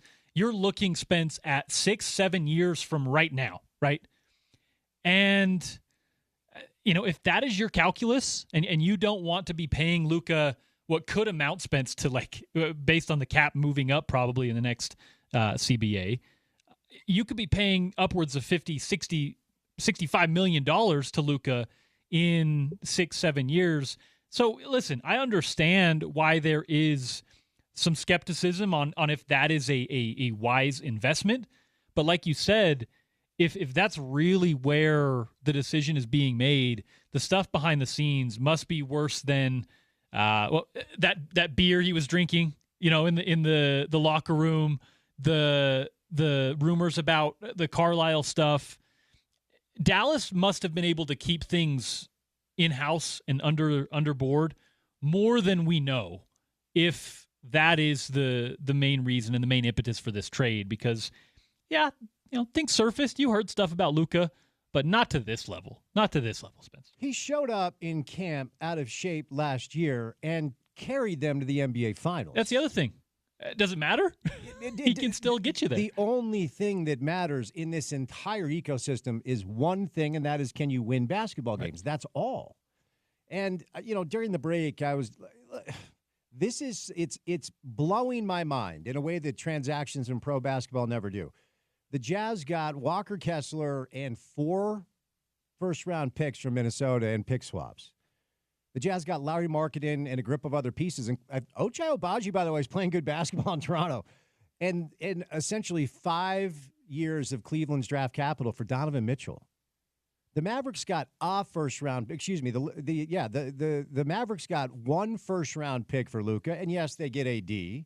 He's about to be 32, and if they're concerned about Luka breaking down, and they just traded for Anthony Davis, like none of this is passing the smell test to me. Like every single, Nico loves Anthony Davis. Okay, great. This could cost him his job. Right. This trade he just made could cost him his job because he likes AD. And there's a lot to like about AD. Like I said, Luka's so good. We're talking about AD like he's Jerome James. He's not. He's really good. And he played in 72 games last year, and he's been really good this year. But I have a hard time believing, we think Luka's going to break down, so we're trading for Anthony Davis, who played in 70-plus games last year for the first time since 2017. None of this is making sense to me. None of it is. That doesn't pass the smell test when you're bringing in, as you mentioned, Anthony Davis, who his entire career, literally outside of last year, has been what? You got a 50-50 shot of him being on the floor, right? And I like Anthony Davis. He's a phenomenal player, one of the better rim protectors and rim runners, and like if you want a versatile big, that's the prototype, right? But a pairing of Anthony Davis and Kyrie Irving, to me, it doesn't seem like something that a proven NBA exec is going to go all in on. And that's where, to me, like Tom's tinfoil hat stuff, like it's crazy as it sounds, like you almost have to talk about it. And the funny stuff there, if I can add, the Las Vegas rumors about a franchise there, those are deep in league circles, and there's talk of LeBron being in on that stuff, right? As far as post-career, as far as big picture goes, we can get real conspiracy theory if we want to go that direction with Tom. No, I mean, look, I said this during Crosstalk with Sean. I said it to start the show. I'm not a conspiracy theorist guy, and I think more often than not, most conspiracy theorists are silly things created by people that have too much time on their hands and go down the wrong internet rabbit hole, but you do you, whatever. But if you want to go tinfoil hat with me today about pro basketball, I'm not sure that I can come back at you, because this is the Lakers again, like they've always been able to do. And this dates back to Wilt and Jerry West, and then Kareem, and then Magic, and then Shaq and Kobe, and now LeBron, and now it's Luka. This resets the most valuable franchise in pro basketball. Not monetarily, because that's the Knicks, but we don't need to talk about them today. This gives Los Angeles another superstar player and resets their title chances. Not, hey, we'll be good. No. Like Rob Pelinka and his group, they go about this the right way and surround Luka Doncic with the right players. The Lakers have a chance to have another Kobe Shaq run. They have a chance to have another Magic Kareem run. That's how good Luka is. That's who he is. At the age of 25, this is unprecedented. It truly is. You can go back and look at the history of trades that have been made with really good players, but nothing like this has really ever come down before, where every basketball person is beyond floored. And the only people zigging today when everyone else is zagging are the people that said, hey, what about Scoot when Wembanyama was available to be drafted? Like, don't do that. Don't tell me I'm not seeing what I'm seeing. And what I'm seeing does not pass the smell test. And for people that, because I was thinking about this during the break. So this attorney from Dallas has released a very compelling set of social media posts, followed up with some links and some data, where this new ownership group in Dallas, the Allison Group in Dallas, really, they're the owner of the Vegas casino Sands, I believe, is what I read. And their whole plan is to build a massive casino in the Dallas-Fort Worth area. And they're trying to pressure the legislators down there to pass some of these bills, because gambling is not yet legal in Texas, the biggest state where it's not legal. And that's their whole thing. They want to use this as a play to build a casino. I understand the premise, because my antennas did go up when this went down concerning what is the ownership angle here. Because whenever transactions happen in pro basketball that make no sense to me, I always think, okay, is this ownership group, chances are, comprised of a bunch of very rich people that made money? And here's the biggest issue with a lot of owners in sports, and not all, but a lot of owners in sports who have made tremendous amounts of money in other areas of business or commerce, believing they can bring that approach to sports, then implementing it, it doesn't work. It never has. History, we have tremendous examples. We might have one example going on in our market, by the way. And so I think it did catch a lot of people off guard last year when Mark Cuban sold his majority shares, his majority stake in 2023. And Miriam Adelson, like I said, runs the Las Vegas Sands Casino Company. And Mark has stayed on as a minority owner, but he has no day-to-day involvement. He's come out today and said he's as shocked as everybody. I'm open to every angle, because the basketball side of this doesn't make sense. You're concerned about him being in shape? It's the same thing if the Nuggets moved on from Jokic, and we're like, we don't think he's going to stay healthy because he's pudgy. Well, you already won a championship with him, and Luka carried the Mavs to the finals a year ago. he changes everything instantly. He is a lot like LeBron with his decision-making ability. I don't think this does much for the Lakers this year, if I'm honest. I don't think this changes the championship perspective in pro basketball. I think we are high speed ahead to Boston and Oklahoma City. That's my belief. The past 48 hours has not changed that. What this does do is reset the league for the next 10 years because LeBron probably has 1 or 2 years left, if we're honest. And if you're the Lakers, you're already trying to game plan for what that looks like after he's gone, and you've done it. And you could not have found a better option. And if you're a Jazz fan, that's what sucks about today. Is that a lot of people are just kind of rolling their eyes like, oh, so the Lakers can just snap their fingers and send a 32-year-old player that's on the downside of his career, albeit still very good when he's healthy, and 1 first-round pick. And Max Christie's fine. I mean, due respect. But that's what you sent to get potentially the greatest player of this generation, along with Nikola Jokic. Like, you're about to say goodbye to this last generation's dude in LeBron, and now you snapped your fingers and you get this dude? And we're here going, wait, we got Jalen Hood-Schifino and 3 second-round picks, and you clearly helped the Lakers in 2020. I think it's 2027 when you have that top 4 protected L.A. pick. That doesn't look near as appealing as it did today. Before we catch a break, let me respond to this. And we'll have Tim McMahon on this week. Have you reached out to McMahon? Yeah, Tim will be with us tomorrow. Okay, so look, we'll bring Tim on. I'm going to ask him this question. And Tim is great at what he does, and we're blessed to have him on the show. But Tim is reporting Danny Ainge and the Utah Jazz were completely in the dark during the Luka AD trade, despite being involved in it. He says Danny found out the details once the trade was being finalized. No part of me believes that. Zero part of me believes that. Like, you're one of the chief basketball decision makers for one of the 3 teams involved in the transaction. You want to know what I can't believe I'm saying this. Of course you want to know what the details are of the trade you're making. I hate to disagree with our guy Tim. We'll bring him on tomorrow and we'll talk about that. But I'll ask Dave McMenamin, who joins us coming up next, what his take is. By the way, Valentine's Day right around the corner. Say it with flowers this Valentine's Day with Harmon's Flower Shop. Every arrangement is crafted by a Harmon's floral designer, adding a thoughtful, personal touch to your Valentine's gift. Partner with the best growers to bring you fresh, long-lasting flowers that truly impress.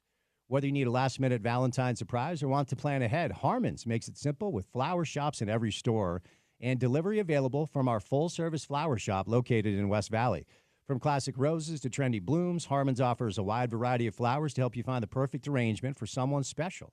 Also, how about a little surf and turf? Double R ranch beef, prime choice, and Wagyu all available. If you need cooking tips, just ask the Harmon's associate, Miss Kavanaugh's Chocolate Hearts, made locally in North Salt Lake. Choose from mint, caramel, or peanut butter.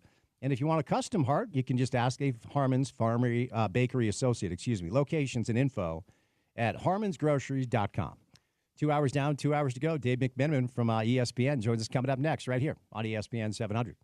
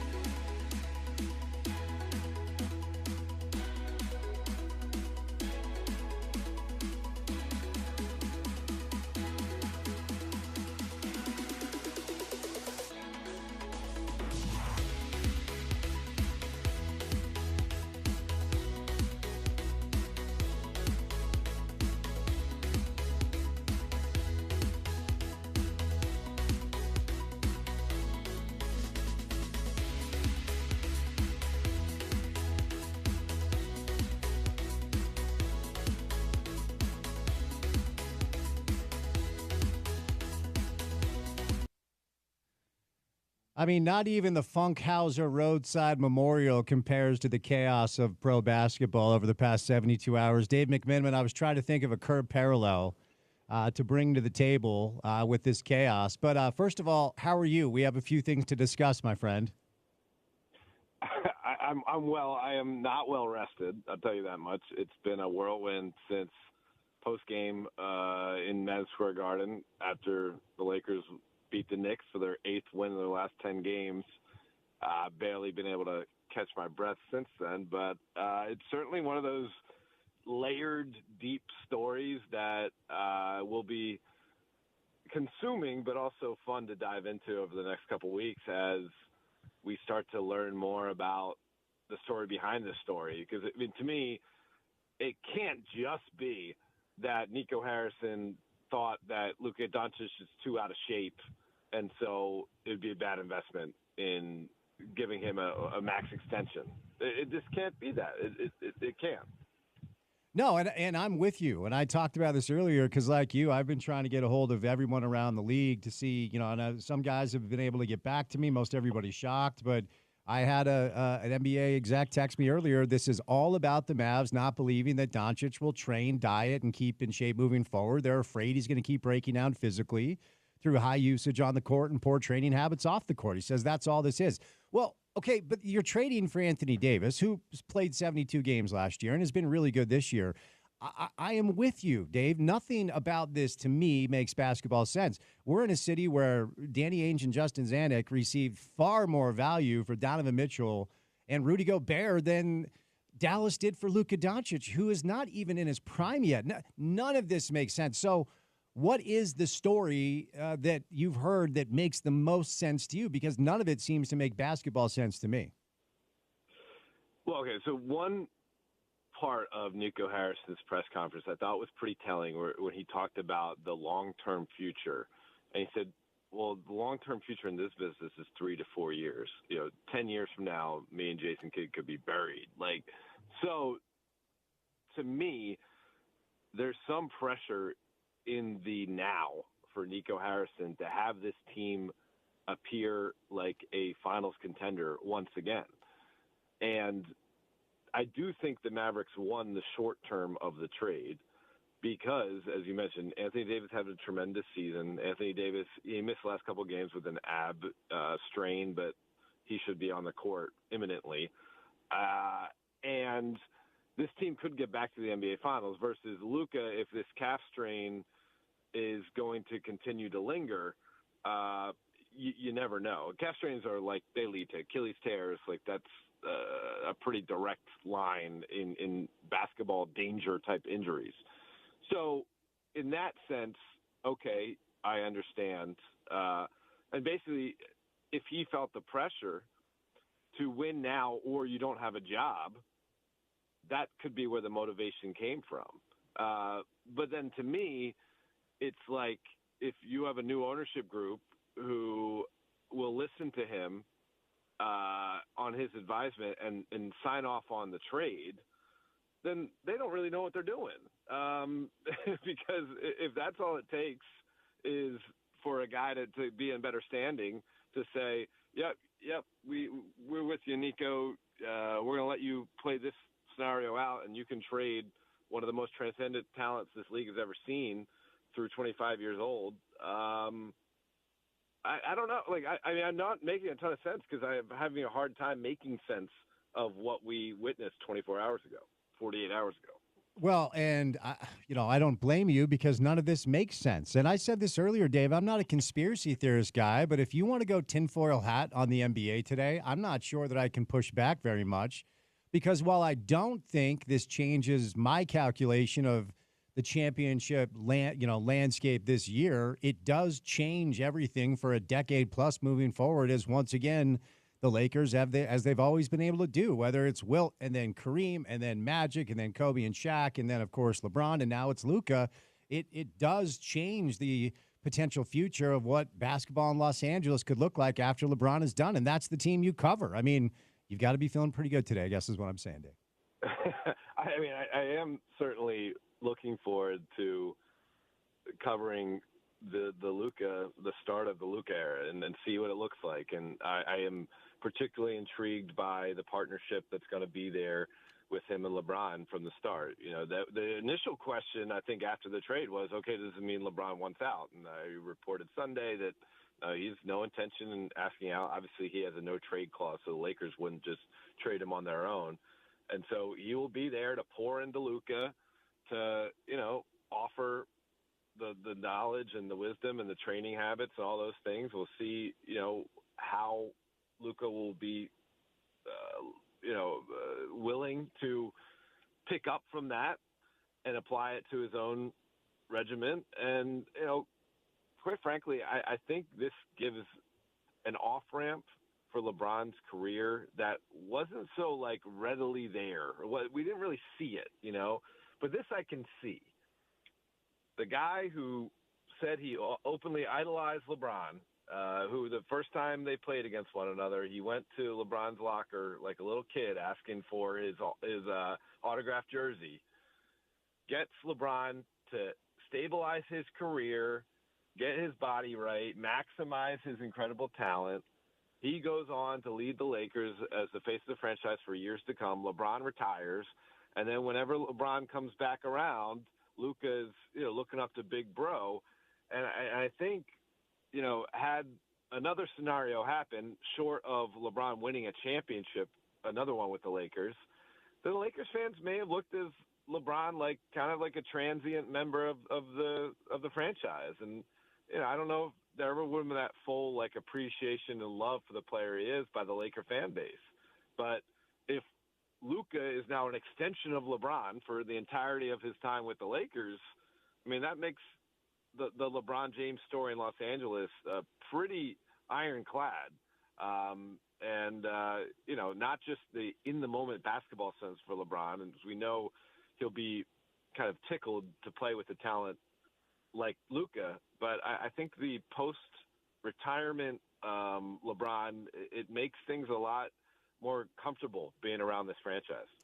I'm going to put on my small market Salt Lake City Sports Talk radio host hat for a moment, David, and get your reaction here. Because, look, you could not have handpicked a better succession plan than Luka following LeBron. Because in so many ways, they're so similar. You know, it's like these two incredible decision makers that are so big and physical and always make the right reads. If you have the right players around them, you always have a shot. And you could not have picked a better player than Luka at the age of 25 to follow whenever LeBron is done in a year or two.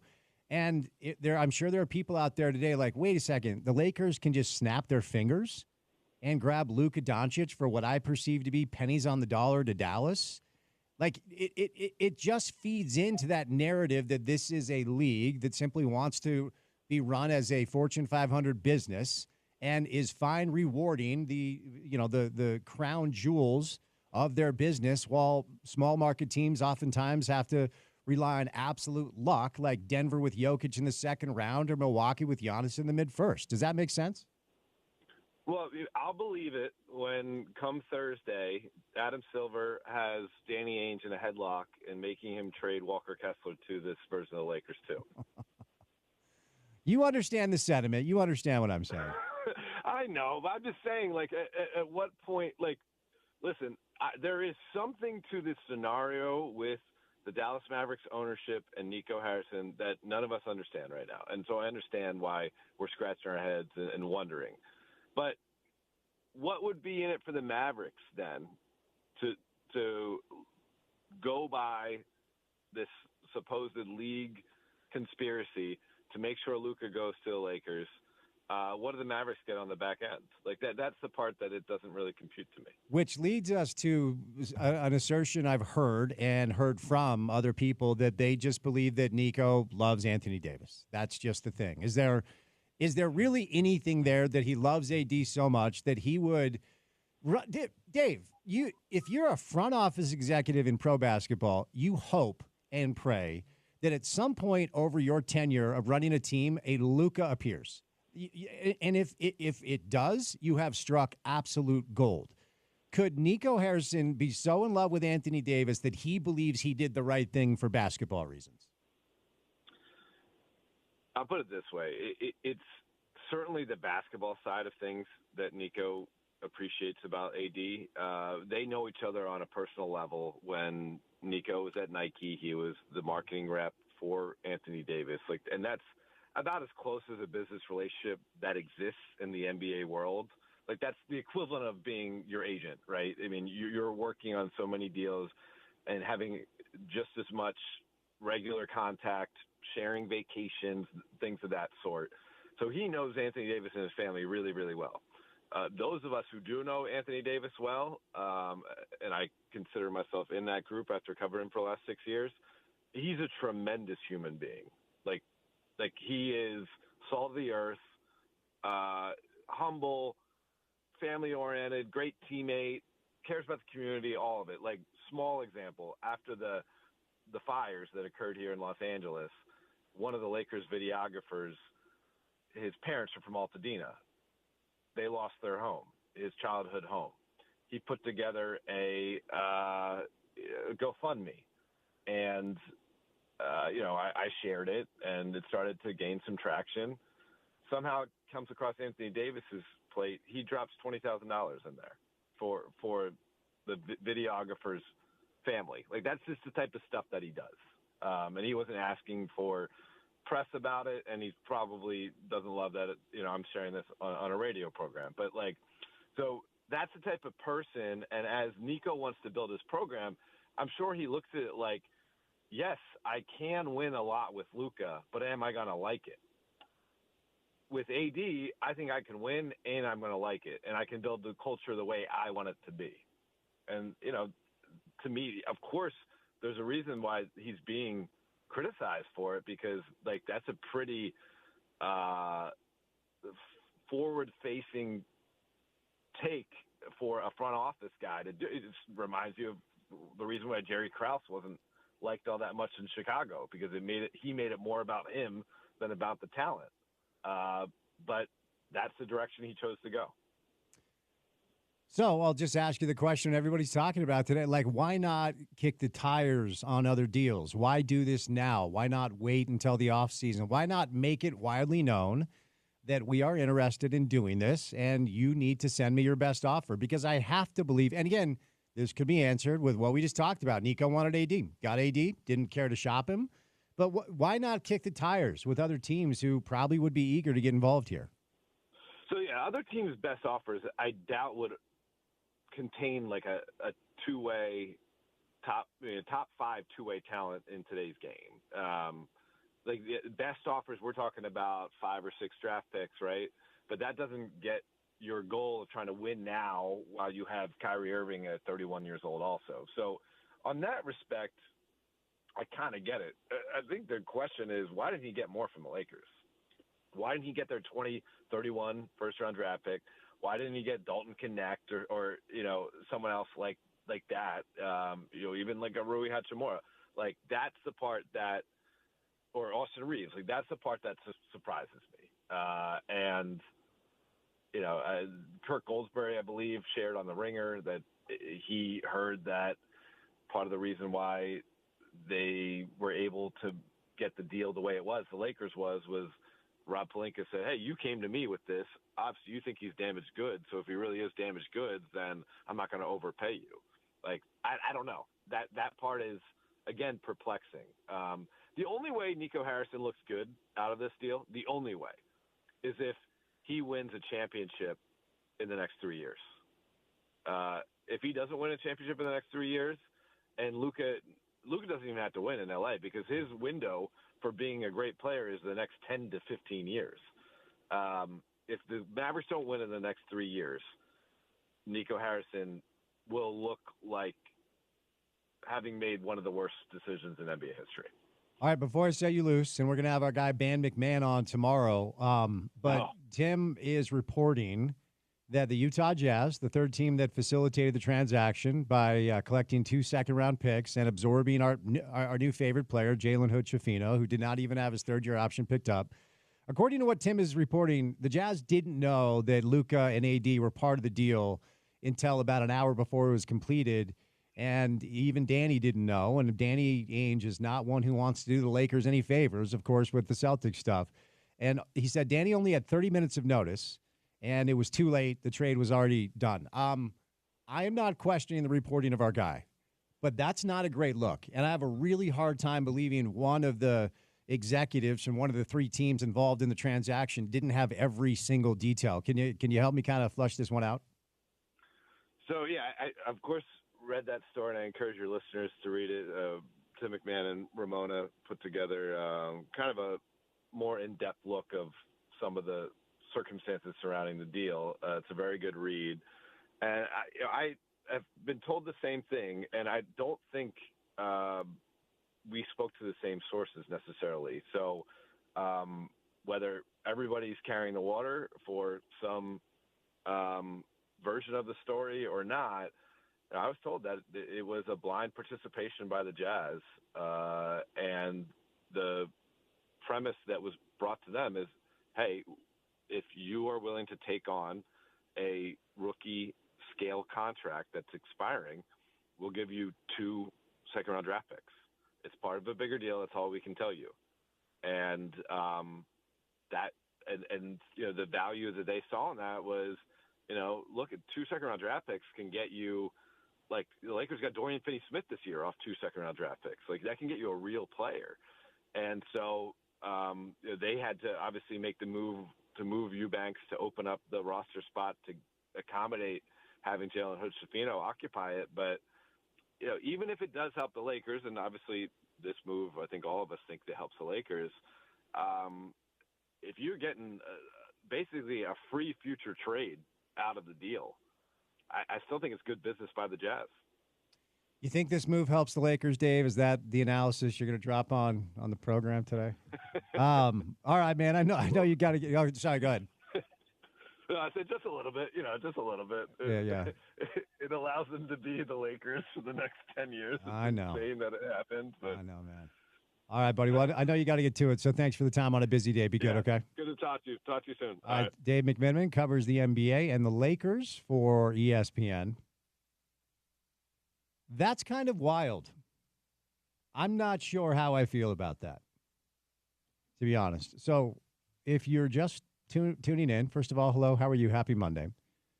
Tim McMahon, who will join the show tomorrow, and Ramona Shelburne, who once upon a time hung up on me after I interviewed her for too long. True story. Wrote a piece kind of detailing some of the behind-the-scenes stuff with this Luka AD trade. And the Jazz were the third team that helped facilitate the deal. And as a result of being nice people and good friends, hopefully this fun little sweet karma comes back and we get the number 1 pick around here. But according to what Tim McMahon is reporting, here's what he's reporting. Quote, even the Utah Jazz, the third team that facilitated the transaction by collecting 2 second-round picks for absorbing Jalen Hood-Schifino. By the way, how would you feel if you were Jalen Hood-Schifino? Okay, you can, if you take this guy from us, we'll just give you 2 picks. I'm sure he's having a rough day. But according to Tim, the Jazz didn't know that Luka and AD were part of the deal until about an hour before it was completed, according to league sources. And even Jazz president Danny Ainge, who hails from the Lakers' hated rival, the Boston Celtics, had only about 30 minutes' notice, according to sources, that the Lakers were about to acquire Doncic to be the new face of the franchise. And according to what Dave McMenamin just told us, he said the Jazz were, quote, flying blind in the process of this transaction. Because what you've done here is you've reset the NBA and you've reset the LA Lakers, that when LeBron is done in a year or two, they still have one of the top 3 players in the league for the next 12, 15 years. So that's one of the things you've done by help facilitating the deal. The other thing you've done is you've really devalued the 2027 pick you have from the Lakers, which is top 4 protected. And so now if Rob Pelinka and his group put even average rotational pieces around this generational player, that 2027 Laker pick that at one point, hey, maybe that's a lottery pick because LeBron retires in 2026. Well, you've just given the team whose pick you own the piece they need to go win 55 games that year. And ultimately that 2027 Laker pick that's top 4 protected does not look near as exciting as it did just 48 hours ago. But Dave McMenamin saying the Jazz willingly participated in this without knowing the details. And ESPN, Tim McMahon on ESPN.com is reporting that by the time that the Jazz found out what the deal was, it was too late to pull out even if they wanted to. I mean, look, I guess the obvious question that somebody needs to ask Danny or Justin is, did you really know the magnitude of this deal that you helped facilitate? And if you knew exactly what you were doing, would you have done it? I don't know, man. I'm just walking through scenarios because this continues just to be wild. So there is that conspiracy theory that's going around right now about the Mavs ownership group, this Adelson DeMont ownership group, that according to a Dallas attorney who is making the rounds on social media, now up to 5 million views for his tweet, he says they have no real interest in basketball, and they have basically said as much. To the Adelsons, the Mavs are just a means to an end, which is operating and opening a destination resort casino in the Dallas-Fort Worth area. And his whole premise is somehow this Luka trade gives them leverage over the Texas legislators. I'm not really seeing this. I mean, he goes on to say that the long-term play of the new Mavs ownership group is to move the Mavs to Dallas and move the Mavs to Vegas. You cannot move a team to Dallas that is already there. So according to this attorney, the long-term play, Miriam Adelson, who runs the Las Vegas Sands Casino Company, and his partners, they want to be the ownership group that owns the team in Vegas. And they believe that they can essentially break this thing down to the point where they can move the Mavs out of Dallas. And this isn't adding up either. Like, I think you would have more leverage with Luka on your roster if you were trying to leverage a new stadium or a new arena deal in Dallas. And you certainly would have more buzz and excitement if this is the group that you move to Vegas and your center, your cornerstone is Luka Doncic. I'm not really seeing this either. I don't know. Maybe we'll get back to this. We will in the 5 o'clock hour, but my head hurts. This has been a strange day. Going to bring in Belle Frazier coming up next. Utah Hockey Club. They've lost 5 straight. One more chance to vote for, one more chance to go through the exercise of voting for the team name, and that's going to come tomorrow night. So we'll bring in Belle and do a little hockey coming up on the other side on a Monday, right here on ESPN 700.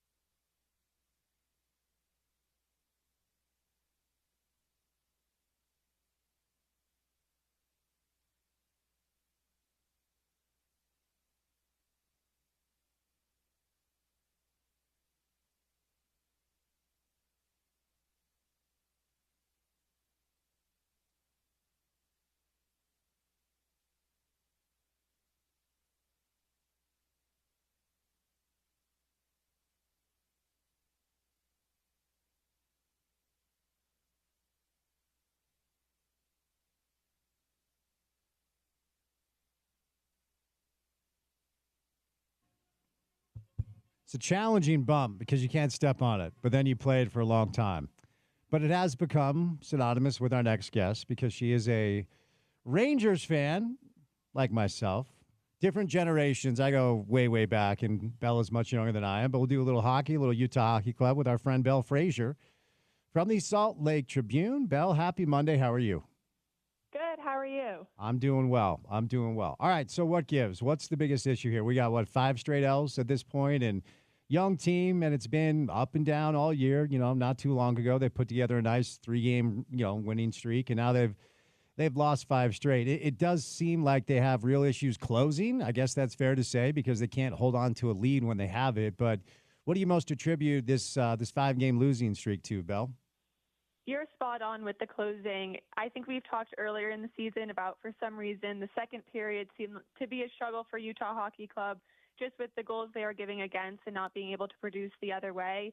And most recently, during this 5-game losing streak, they've gone into the third period with 1-goal leads, tied with a 2-goal lead even, and come out losing the game, whether that be in regulation or overtime. So I think that, clutch scoring and defending of a lead has been missing for this team. And it's partially, there's no excuses. They'll say that too. It's the NHL. You have to be ready every night. That's what a lot of the players were saying after last night's loss. But they are missing 2 huge offensive pieces for them. Dylan Guenther and now Logan Cooley are both out with lower body injuries. Logan Cooley was ruled out indefinitely earlier this week. He got hurt in the Pittsburgh Penguins game. And Dylan Guenther has been out for a few weeks now. He's finally skating in a regular jersey in practice. So Coach said he was day today, which is good news for Utah. But when you take out 2 of your top 6 forwards who accounted for, a quarter of the scoring on this team before they were out, that's obviously going to have some impacts in the lineup. And then defensively, too, they're finally closer to healthy. Sergachev and John Marino are skating on the first pair. And so that's a bright side, but it feels like even when players come back for Utah, they lose another guy. So I think it's partially where it's a young team, it's growing pains, maybe it's fatigue at this point in the season when we're talking about the third period, but it's also that they're playing without 2 of their best players at the moment. What is the plan on that first forward line with Logan going down? Do you know what Coach Torney's going to do? Yeah, so Alex Kerfoot has centered the first line the last 2 games between Clayton Keller and Nick Schmaltz, and at this point, he has played on every single Utah line this season. He started mostly on the 4th line, but his versatility, he's a veteran in that locker room on and off the ice. Power play, penalty kill, he's kind of used in all situations, and he played with Keller and Schmaltz for a bit last year as well, so it's not a completely foreign combination, but it's the first time Utah Hockey Club fans are seeing it, and Kerfoot actually scored in his first game on that line 2 games ago with a net front knock-in goal, and I talked to him earlier that week, and he was saying, I need to be better. I expect more from myself. And I asked kind of specifically what he wanted to be better at. And he said getting around the net, getting pucks on net, and kind of fighting for inside ice. And that's exactly what he did with the heightened responsibility on that first line. So obviously it's not a perfect fix. No one's going to bring exactly what Cooley brings, but they're lucky that they've had other healthy forwards be able to step up. And, yeah, they haven't called anyone up from the AHL yet because they have 12 forwards to skate with right now. So they did make a minor move today. Fill us in, and maybe this is just a young player they like. Maybe they need depth up front, but they did bring in Sammy Walker from Minnesota in exchange for future considerations. What do you make of the minor move they executed earlier today? I think it definitely is correlated to losing Logan Cooley and losing a forward. I think it might just be numbers-wise, especially because he was assigned to the AHL.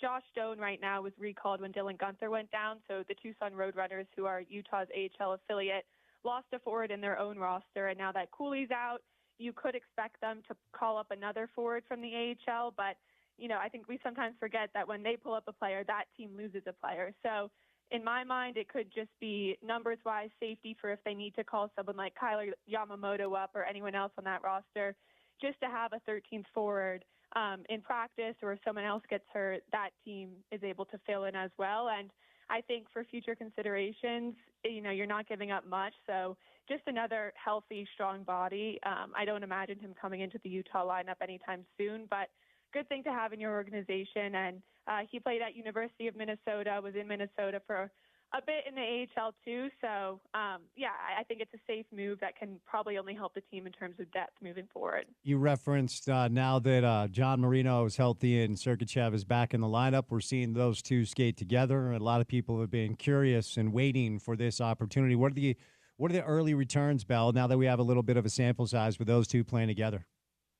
They're both very complimentary of each other, which is funny. We've talked to both of them, obviously, about playing with each other. And Sergachev, earlier in this year, when there were a lot of injuries on the back end, he was skating with Michael Kessling. And they split that up because they said they wanted Sergachev to have the puck more because he's obviously very puck-moving defenseman, leans into his offensive game. But, John Marino is also known as that a bit. So I think maybe people were curious how they would balance that out. But I asked Marino about that, and he said, I'm just giving the puck to Sergachev if he's open. If we're in the O zone and he's left uncovered, that's the guy I'm going to. He's too good to not make a play. So I think Marino is kind of holding on to that more defensive defenseman style when he's with Sergachev, and they've complemented each other well. Sergachev talked about Marino's just smart without the puck as well, the way he positions his body and he takes off angles of other teams, let alone his shot. And he filled in on the second power play unit for a few games, and he's on the penalty kill. So I think you see that same versatility and also just load management. He's playing 21, 22-plus minutes a night, and it balances out for Sergachev and the rest of the D-corps. So I think when you see Sean Durzi eventually come out too, all of these players will be able to play 20 to 23 minutes and play to the best of their ability instead of being stretched out a little thin. And you see that with Marino coming in, that's already getting a bit better. 13 road wins. That's more than Vegas. That's more than the Kings. I mean, that's more than the Hurricanes. And it's more than the Maple Leafs or the Senators. I mean, they're good on the road, Bell, but 8 home wins is the least amount of home wins in the Western Conference. And you know what? In the entire league, now that I have the stats in front of me. What gives? I mean, how can this team be really dynamite away from home and still not being able to figure it out here at the Delta Center? It's really wild, and honestly, their road record more recently hasn't been as good as it's been in the beginning of the season. So I think at this point, it's honestly just an unfortunate coincidence. It feels like that this team is hitting a slump with injuries, with just the dog days of the season, and they happen to play a lot at home in January and early February. You feel awful, and the fans. And you feel bad for the fans, and the players always say that, they want to win in front of this loyal fan base so badly. And originally they were saying maybe we get too emotional on home ice. We're gripping our sticks too much because we want to win so badly that we're overthinking the game. But in my eyes, at this point in the season, that's not an excuse anymore. Every single team plays 41 games at home. Every single team wants to win in front of their fans, whether they're a new franchise or not. So I don't know if it's the nerves anymore. I doubt it is. I think it's just they're working through a tough part of the season when during the month that they had close to 11 home games, and now they'll have 3 on the road before the Four Nations break and kind of get to hit a reset. But, yeah, it's not the record you would want to have when trying to win over a new community that's getting into hockey. So, look, there are a lot of games left. I've heard all the players say that during their media availability, and, of course, everyone says the right things. But, as the old saying goes, if you want to make the playoffs, it's getting late early. So, 52 games played for the hockey club. So, we're looking at about 30 games left, and there is an 8-point gap between the Utah Hockey Club and the Calgary Flames for the second wild card spot. Do you feel like we are starting to get to the point in the calendar where it's no longer like, well, we got to trust the process and do the right things? Like, no, you've got to win hockey games. You have to get points if you want to be a playoff team. Is there maybe a little more urgency with the group from your experience than we've seen prior to this point in the calendar? Yeah, I definitely think there's urgency, but I also think there needs to be just a general reminder that this team, it's okay if it's not a playoff team. I know it's a separate team than the Arizona Coyotes, but when you look at that overlap, they're in the 4th year of a rebuild, and sometimes teams are 2 to 3 points at the end of that. They're a bubble team, and that's, a step in the right direction, even though it's not as fun, and you want to obviously make it to the first round, and especially in the inaugural season. I think that's why expectations have been so high, but I think fans, it's disappointing. Like, I grew up a fan. You hate when your team misses the playoffs, but it doesn't mean that this season was a failure for Utah. I think if they went on a run, it's obviously possible. 8 points is 4 games, but then you have to rely on everyone else in the West to go on a losing streak, which doesn't look like it will happen. So I definitely think the players, we ask them about it basically every day, and they say we're fighting for our playoff lives right now. They're very much aware of it. It's not like they're throwing in and giving up. They're pushing. They want to do it. But the way the numbers look and with the injuries they're dealing with, I think externally maybe prepare for an early summer, and that's okay. I think that was kind of the expectation coming in, and then they have kept themselves in the mix. So either way, I think the team is kind of where they expected it to be, and that might be outside the playoff picture. And if you are correct, and the injuries certainly have to be brought into play here, and it is an early summer, let's just have a little fun here and talk about potentially what this team is lacking with holes to take that proverbial next step maybe a year ago, or a year from now, I should say. And Bill Armstrong talks often about this process, where they're at with clean books and draft capital. It's very Utah Jazz-ish, quite frankly. But what should the point of emphasis be if they want to continue this upward growth? Or do you think they just continue to kind of grow in-house with the pieces they already have? Well, I think first, before you look outside who to bring in, they have some expiring contracts. We talked about Alex Kerfoot, Jack McBain, Bukestad, Logan Cooley can be up for an extension, and Krell Vemelka is going to be an unrestricted free agent. So those are pretty core pieces of that team that I think Bill Armstrong is going to have to make a decision if they're going to be part of the future. I imagine they hand Cooley a blank check and say, not actually, but I mean, he's going to be a star on this team for many years to come. I imagine the same conversation is with Jack McBain. That's someone that they don't want to lose. He's shown he can play the wing, center, another guy that kind of does it all with his physicality too. And then I think it's really interesting looking at Krell Vemelka, even with the trade deadline coming up. Utah has two starting goaltenders who have proven they can be great goalies in this league, and a lot of teams that are pushing to make a long run in the playoffs, they have everything but steady goaltending. So it'll, do they deal Vemelka at the trade deadline to get a return in case they don't sign him this summer and he just walks because he's unrestricted?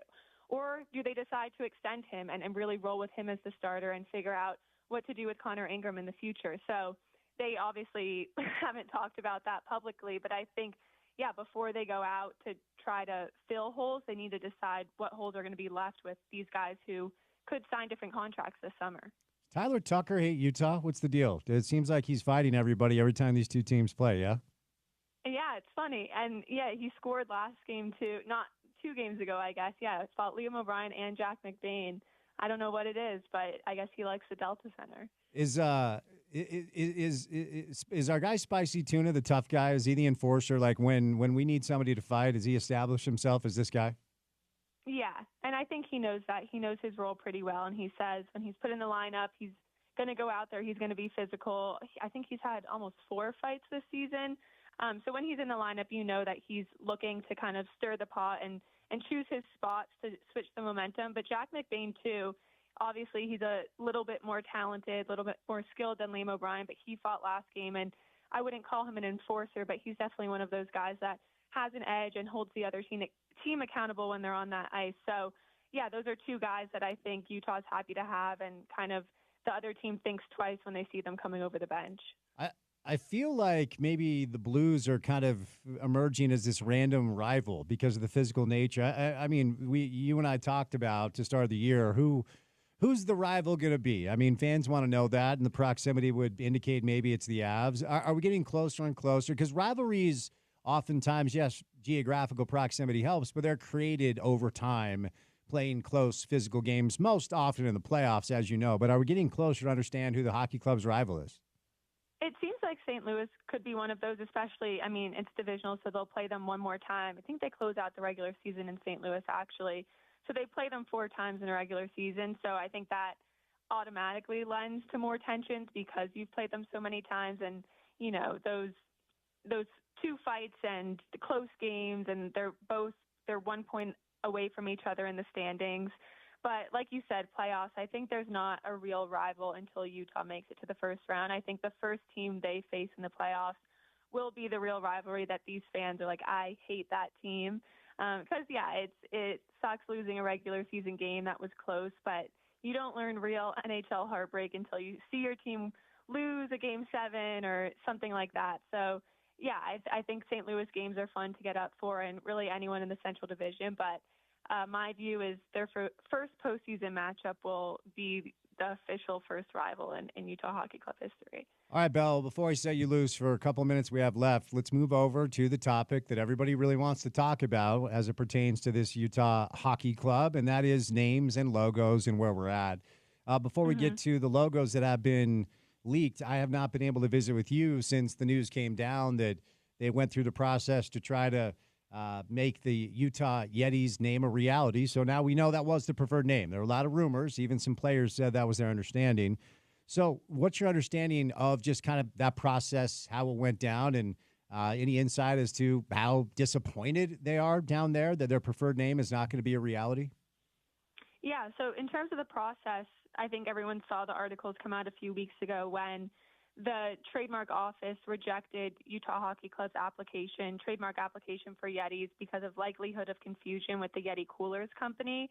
So then people are asking, what are they going to do now? And Fifth Entertainment Group actually came out and said, listen, we knew this was going to happen far before we actually got rejected. We've been in conversations with Yeti Coolers for months before January trying to strike a coexistence deal. So basically that means even if they got rejected by the trademark office, if Yeti Coolers agreed to share the trademark and both be able to use it in the commercial market, but for different products, and they agree within the two companies that a consumer going into the store could tell the difference between Utah Yetis and Yeti Coolers, they could go to the trademark office, tell them that, and it would go through. But Yeti Coolers denied that. Their leadership did not want to enter a coexistence agreement. So Fifth Entertainment Group made the decision to just drop the name completely. And, I mean, I'm sure internally there was some disappointment with that, but I think it allowed them to lean more into including the fans. As we know, they've done another round of voting between Utah Hockey Club, Utah Mammoth, Utah Outlaws, formerly Utah Wasatch, and it seems like this could be the final iteration. Fans are voting all week at the Delta Center. So, yeah, I mean, I think a lot of fans were tied to the Yeti name. I'm sure the organization was in some respect, but I think people are excited about the new options, and I'm just excited to have a say in what the team ends up being. Do you have any insight as to what led them to removing Utah Wasatch and putting in the Utah Outlaws? I mean, outside of the fact it was a horrible idea at the first place, but do you know how they went about the process of making that decision? Yeah, it was just feedback from the fans. I mean, I think you saw on social media, in conversations at the arena, just no one liked it. Everyone was very confused. If it was just a concept of a mountain range that was going to be their mascot, I think people were also confused with the logo, how it looked like a Yeti, and it seemed like kind of recycled of the Yeti plan with a name that didn't really match it. So they just listened to what the fans were saying, and Wasatch was never in the top 6 from the last survey, but Outlaws was. So they stuck to the fan opinion, and they switched it out less than 24 hours later, and fans were able to vote on a clean slate, so they could go back and cast their vote for Outlaws if they couldn't the first night. So, yeah, it was really just listening to the fans and adjusting from there. All right, before I set you loose, what is as far as the feedback you receive online and conversations you have with people, ultimately, what do you think this team name will be? From talking to people at Delta Center, it seems like most people like Mammoth, but I will say there is a big group of Outlaw supporters, too, that feels like it might be creeping in. So I think without a doubt it's a tie between those two. I think a lot of people are leaning away from Utah Hockey Club, but from our polling on just Twitter and talking to people, it seems like Mammoth is ahead, but not by a lot. A lot of people like Outlaws as well. All right, Belle, where can people go find your work? And I see that you guys are doing a hockey pod now over the trip. Yes, we have a hockey podcast that comes out every Tuesday. It's called Inside the Club, so it'll drop tomorrow with a special player guest. You can find me Salt Lake Tribune website, and then on Twitter and X, I'm Belle Fraser1. I have all team updates and stuff there throughout the day. Keep up the great work, Belle. Appreciate the time. Okay, have a great week. Thank you. You too. All right, Belle Fraser covers the Utah Hockey Club for the Salt Lake Tribune. As she referenced on Twitter, at Belle Fraser1 is where you find her. All right, so she said there is a group of people making a push for the Utah Outlaws. And for our listeners, if you missed it, we did a complete, comprehensive 25-minute history lesson. Porter is related to Jesse James, right? Is that what it is? Billy the Kid. Oh, Butch Cassidy. The most famous Utah Outlaw. There you go. And the Sundance Kid. Harvey Longabaugh. Yeah, and the Wild, what they call the gang? The Wild The gang is the Wild Bunch. The Wild Bunch. Yes. Sounds like a very... Wild Bunch. It does, but I think they could have done better than that if they put a little more thought in. Like It's not that creative, no. yeah, like I'm Butch Cassidy, the Sundance Kid. Hey, what are we going to call the gang? I don't know, Wild Bunch. There you go. No, I mean they should have put it to a fan vote back then. They should have. They should have. Yeah, you're a thinker. I am a thinker. I'm an idea man. And my idea of keeping this team name, Mm-hmm. the Utah Hockey Club, which is my preferred name, it has been the entire time. It feels like truly I'm on an island. I haven't seen many people since it got narrowed down to 3 that agree with you. I've seen a few like fans on social media that enjoy it or that have grown attached to it. Which, hey, if you have a team named for a year or so, fans are going to grow attached to it. They're going to buy those sweaters. They're going to buy those shirts, and there's going to be something that attaches them to that. But yeah, I think the majority of folks have landed on one of the 2 mascots rather than the Utah Hockey Club. But we're going to see, man. I've been vocal about how I haven't really liked the way they've approached the process. But despite that, I've mentioned it. I think they've landed on 3 options that are pretty good and have a good landing spot in front of them. I do have to enter something into into this scenario here. Mm-hmm. I have to offer something into the scenario to wonder. Let me ask you first: How did was it your third cousin Butch Sundance and Butch Cassidy and the Sundance Kid? Was that your third cousin? Butch is my third cousin. So yes. how did Butch meet his demise? How did it all end for him? That's actually an interesting question because there's some gray area there, as you will learn in the life of Butch Cassidy. He was allegedly gunned down in South America as he was on the run. Right? Oh, really? But there is, I would say, unconfirmed reports that we could get into that he lived longer than that and was that was kind of a setup. If that makes sense. Well, here's the reason I'm bringing it up. So but he was never caught. He was never caught by the police or right. No, he was, and that's the other thing. He was down in South America when he was allegedly killed. So there's not an actual burial. It's like an unofficial burial, which makes those rumors kind of even more so interesting. Well, on this show, we pushed for the mascot to be a Butch Cassidy-like character. There we go. Right, but the only issue is the very definition of an outlaw is a person who has broken the law, especially one who remains at large or is a fugitive. That's fair, but so if he was never caught, is he an outlaw? He was an outlaw, but by the dictionary definition, once you're caught, you're no longer an outlaw. So I'll have to. I disagree with that. You disagree specific, with the dictionary? Yeah, I mean he was actually incarcerated before he became an outlaw. Okay. So on its face, I don't really necessarily agree with that, but. No, he was not caught in the end. He was murdered. So, like, the bull is no longer a fugitive. He got caught. Fair. According to the Webster Dictionary definition of an outlaw, this is somebody who's broken the law and remains at large. While they're at large, that's when they're the outlaw. Okay. That's fair. All right. Well, I guess we'll see. Tomorrow is your last chance to vote for the Utah Hockey Club team name. All right, 3 hours down, 1 hour to go. We'll get to the 5 o'clock hour of the program coming up on the other side. NBA trade deadline on Thursday. And a report from Tim McMahon about the Jazz and their involvement with the Luka Doncic trade. We'll get to that coming up on the other side. We'll bring in Tom Haberstroh. We'll say goodnight at 6 o'clock on a Monday on ESPN 700.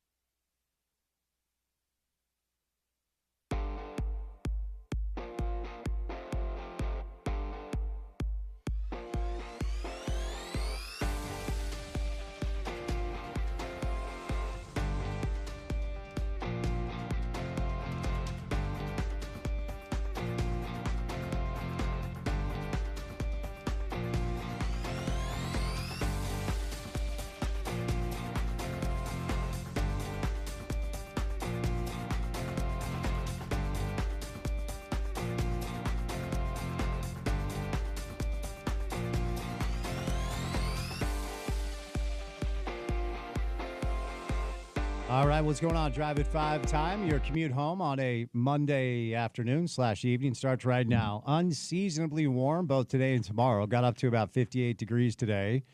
This random little taste of spring that at times we get in the months of January and February, but cold weather and snowstorms on their way coming up this weekend. We're not there yet, but we're almost out of the woods.